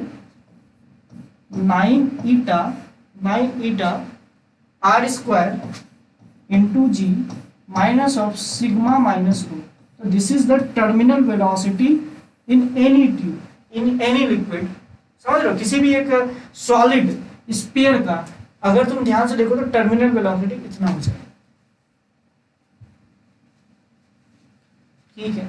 अच्छा, अब अगर इसमें एक बहुत अच्छा क्वेश्चन पूछा जाता है कि velocity as a function of time बताइए। मान लिया एक स्फीयर को जिसकी की डेंसिटी आपको दे रखी है रो है, ये लिक्विड है, इसकी डेंसिटी रो दे रखी है, सिग्मा दे, जैसे इसका डेंसिटी रो दे रखा है और इसका रेडियस r दे रखा है, इसका velocity as a function of t बताइए। Velocity as a function of T बताइए। तो बताइए कैसे लिखिएगा इसको कैसे लिखिएगा, इसका velocity as a function of T बताइए। तो इसमें ध्यान से देखिए, किसी एक टाइम पे इसकी वेलोसिटी v हो चुकी है, लेकिन इस टाइम जो वेलोसिटी है इस पे देखो, ध्यान से देखो तो नीचे की ओर लग रहा है mg फोर्स, ऊपर के लिख रहा है buoyancy फोर्स, और ऊपर की ओर लग रहा है viscous force, F of viscous force. तो ध्यान से देखिए एफ नेट की वैल्यू बोली जाए तो इस पर नेट फोर्स कितना लग रहा होगा, वो लग रहा होगा mg minus of F of buoyancy minus of F of viscous, क्योंकि अभी टर्मिनल वेलोसिटी अचीव नहीं किया। टर्मिनल वेलोसिटी में ऊपर की फोर्स नीचे की फोर्स की बराबर होती है, उससे पहले की बात की गई है। तो सिंपल सी बात है mg minus f b minus f b, simple सी बात है mg इन दोनों के बराबर नहीं होगा, mg इन दोनों से बड़ा ही होगा, क्योंकि जब बराबर हो जाएगा तब तो टर्मिनल वेलोसिटी अचीव कर लिया। समझ रहे हो? तो यहाँ एफ नेट को क्या लिख सकते हो, mass into acceleration m into a, और m इंटू ए को लिख सकते हो, ध्यान से देखो, this is dv by dt, इसको लिख सकते हो m into dv by dt। और ये सब सारी चीजें तो आपको पता है। mg को क्या लिख सकते हो, 4/3 pi are cube into sigma into g. और ध्यान से देखो तो ये तो हो गया mg की value, minus of 4/3 pi are cube into rho तो हो गया फ्लूइड की डेंसिटी इंटू जी, ये buoyancy फोर्स हो गया, minus of 6 pi eta R into V. तो ध्यान से देखो ये v ही तो वेरिएबल है, तो आप इस v को इसके नीचे लेके आ जाओ और v की वैल्यू को इंटीग्रेट कर दो। अगर सिंपल सी बात इसको रेस्ट से छोड़ा गया है तो इसको dv के नीचे लेके आ जाना, इस v के टर्म को, ये पूरा का पूरा टर्म नीचे आ जाएगा, और इसको इंटीग्रेट कर देना कहाँ से कहाँ तक, इसको इंटीग्रेट कर देना। सिंपल सी बात है, आपने इसको रेस्ट से छोड़ा था 0 से लेके v तक, और यहाँ पे dt इस तरफ आ जाएगा, तो टाइम को 0 से लेके t तक इंटीग्रेट कर देना, आपका आंसर आ जाएगा। समझ रहे हो मेरी बात को? तो यहाँ से आप निकाल सकते हो, कोई दिक्कत होगी नहीं। समझ रहे हो? Velocity as a function of time आपका आ जाएगा।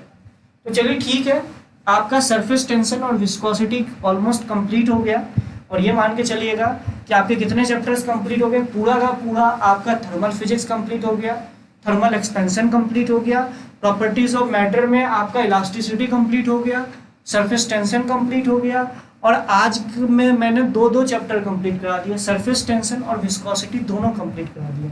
कोई डाउट है तो पूछ लीजिए, नहीं तो फिर हम लोग ये मान के चलेंगे कि ये दोनों चैप्टर्स आपके कंप्लीट हो गए।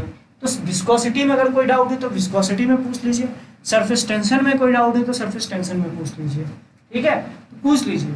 और ऐसा नहीं है कि ये चैप्टर कंप्लीट हो गया, ऑब्वियस सी बात है, इसके क्वेश्चंस मैं करवाऊंगा, इन दोनों चैप्टर्स के क्वेश्चंस मैं करवाऊंगा, और साथ साथ देखेंगे कि बीच बीच में जब मिक्स सेशंस होगा तो उसमें भी इसके क्वेश्चंस करवाए जाएंगे। कोई डाउट है तो पूछ लीजिए, कोई डाउट है अगर विस्कोसिटी से रिलेटेड तो पूछ लीजिए, अगर आपको सरफेस टेंशन से रिलेटेड कोई डाउट है तो पूछ लीजिए। नहीं है? चलिए तब ठीक है, अगर डाउट नहीं है तो आज का सेशन यही कंप्लीट करते हैं। नेक्स्ट लेक्चर में हम लोग इसके आगे करेंगे, मतलब आगे क्या करेंगे, क्वेश्चंस करेंगे, ठीक है? चलिए, thank you all of you. Next lecture में हम लोग सरफेस टेंशन और विस्कोसिटी के क्वेश्चंस करेंगे। देख लेते हैं, अगर बहुत अच्छे अच्छे क्वेश्चंस मिल गए तो मेरा तो मेन फोकस रहता है, देखो एडवांस के लिए मेन फोकस रहता है क्वेश्चंस पे। तो अगर मुझे 2 सेशन लाइक क्वेश्चन मिल गए तो ऑब्वियस सी बात है 2 सेशन बस क्वेश्चन ही करा दूंगा, सरफेस टेंशन के बहुत तगड़े तगड़े क्वेश्चंस और विस्कोसिटी के अच्छे अच्छे क्वेश्चंस करवा दूंगा, जिसमें कि ऑब्वियस सी बात है फ्लूइड भी मिक्स करा के कुछ क्वेश्चंस दूंगा, ठीक है? तो आप लोगों का जो भी प्रीवियस ईयर है वो आप लोग सॉल्व कर लीजिए, कोई दिक्कत नहीं है ना? हो सकता है थोड़ा सा मैंने फास्ट पढ़ाया हो, कोई दिक्कत है तो पूछ लीजिए, कोई दिक्कत है तो पूछ लीजिए। मैं भी थोड़ा थक गया हूँ 2 घंटे तक, समझ रहे हो ना, 2 घंटे हो गए, 2 घंटे पढ़ाते पढ़ाते, सिंपल सी बात है। चलो ठीक है, आज यहीं तक रखते हैं। अगर जब आप लोग कोई क्वेश्चन पूछ ही नहीं रहे हो, सरफेस एनर्जी अगले बार थोड़ा बता दीजिएगा। सरफेस एनर्जी में क्या मैंने तुम्हें नहीं बताया, मुझे एक बात समझ नहीं आई, सरफेस एनर्जी में क्या तुम्हें समझ नहीं आया? सरफेस एनर्जी तो मैंने बोला ना कि लिक्विड के सरफेस में के पास कुछ एनर्जी होती है, क्यों एनर्जी होती है उसका रीजन बता। वो energy per unit area that is what, surface tension के बराबर हो जाता है। वो तो लॉजिकली मैंने आपको प्रूफ भी तो करके दिखाया था ना। प्रूफ कैसे करके दिखाया था, अगर आपको याद होगा तो मैंने एक इस तरह का एक सेट ले लिया, जिसमें क्या क्या, यहाँ पे आपका एक ये समझ लो, ये स्लाइडर है, ये स्लाइड हो सकता है। इसमें मैंने लिक्विड की, मतलब ये समझो इसको सॉफ्ट बबल में डाल दिया। अब इसको धीरे धीरे खींच रहा हूँ, एफ एक्सटर्नल से खींच रहा हूँ, बहुत स्लोली खींच रहा हूँ, जिससे कि अगर तुम ध्यान से देखो, अगर आपका एक सॉफ्ट बबल है, सोप बबल इस तरीके से आपका एक स्लाइडर के साथ इस तरीके से अटैच है। तो बताइए ये सोप बबल इस स्लाइडर पे कितना फोर्स इस तरफ लगाएगा? मुझे लगता है 2T/L लगाएगा, 2T/L लगाएगा। क्यों लगाएगा? क्योंकि दो सरफेस बन रही है ना, ऊपर और एक नीचे बन रही है। समझ रहे हो मेरी बात को? एक ऊपर और एक नीचे बन रही है, तो 2T/L। और L क्या होगा? सरफेस टेंशन को T से मल्टीप्लाई कर दिया, ये लाइनिंग बन रही है तो T/L से मल्टीप्लाई कर दिया तो फोर्स पता चलेगा, और ये फोर्स जो होगा इस लाइन के परपेंडिकुलर होगा, ये बता दिया ना। और ये एफ एक्सटर्नल की वैल्यू हमेशा 2T/L के बराबर है। तो सिंपल सी बात है, वर्क डन निकाल लीजिए, जितना वर्क किया हुआ एक्सटर्नल एजेंट ने वही तो सरफेस एनर्जी के फॉर्म में स्टोर हो गई होगी। ठीक है,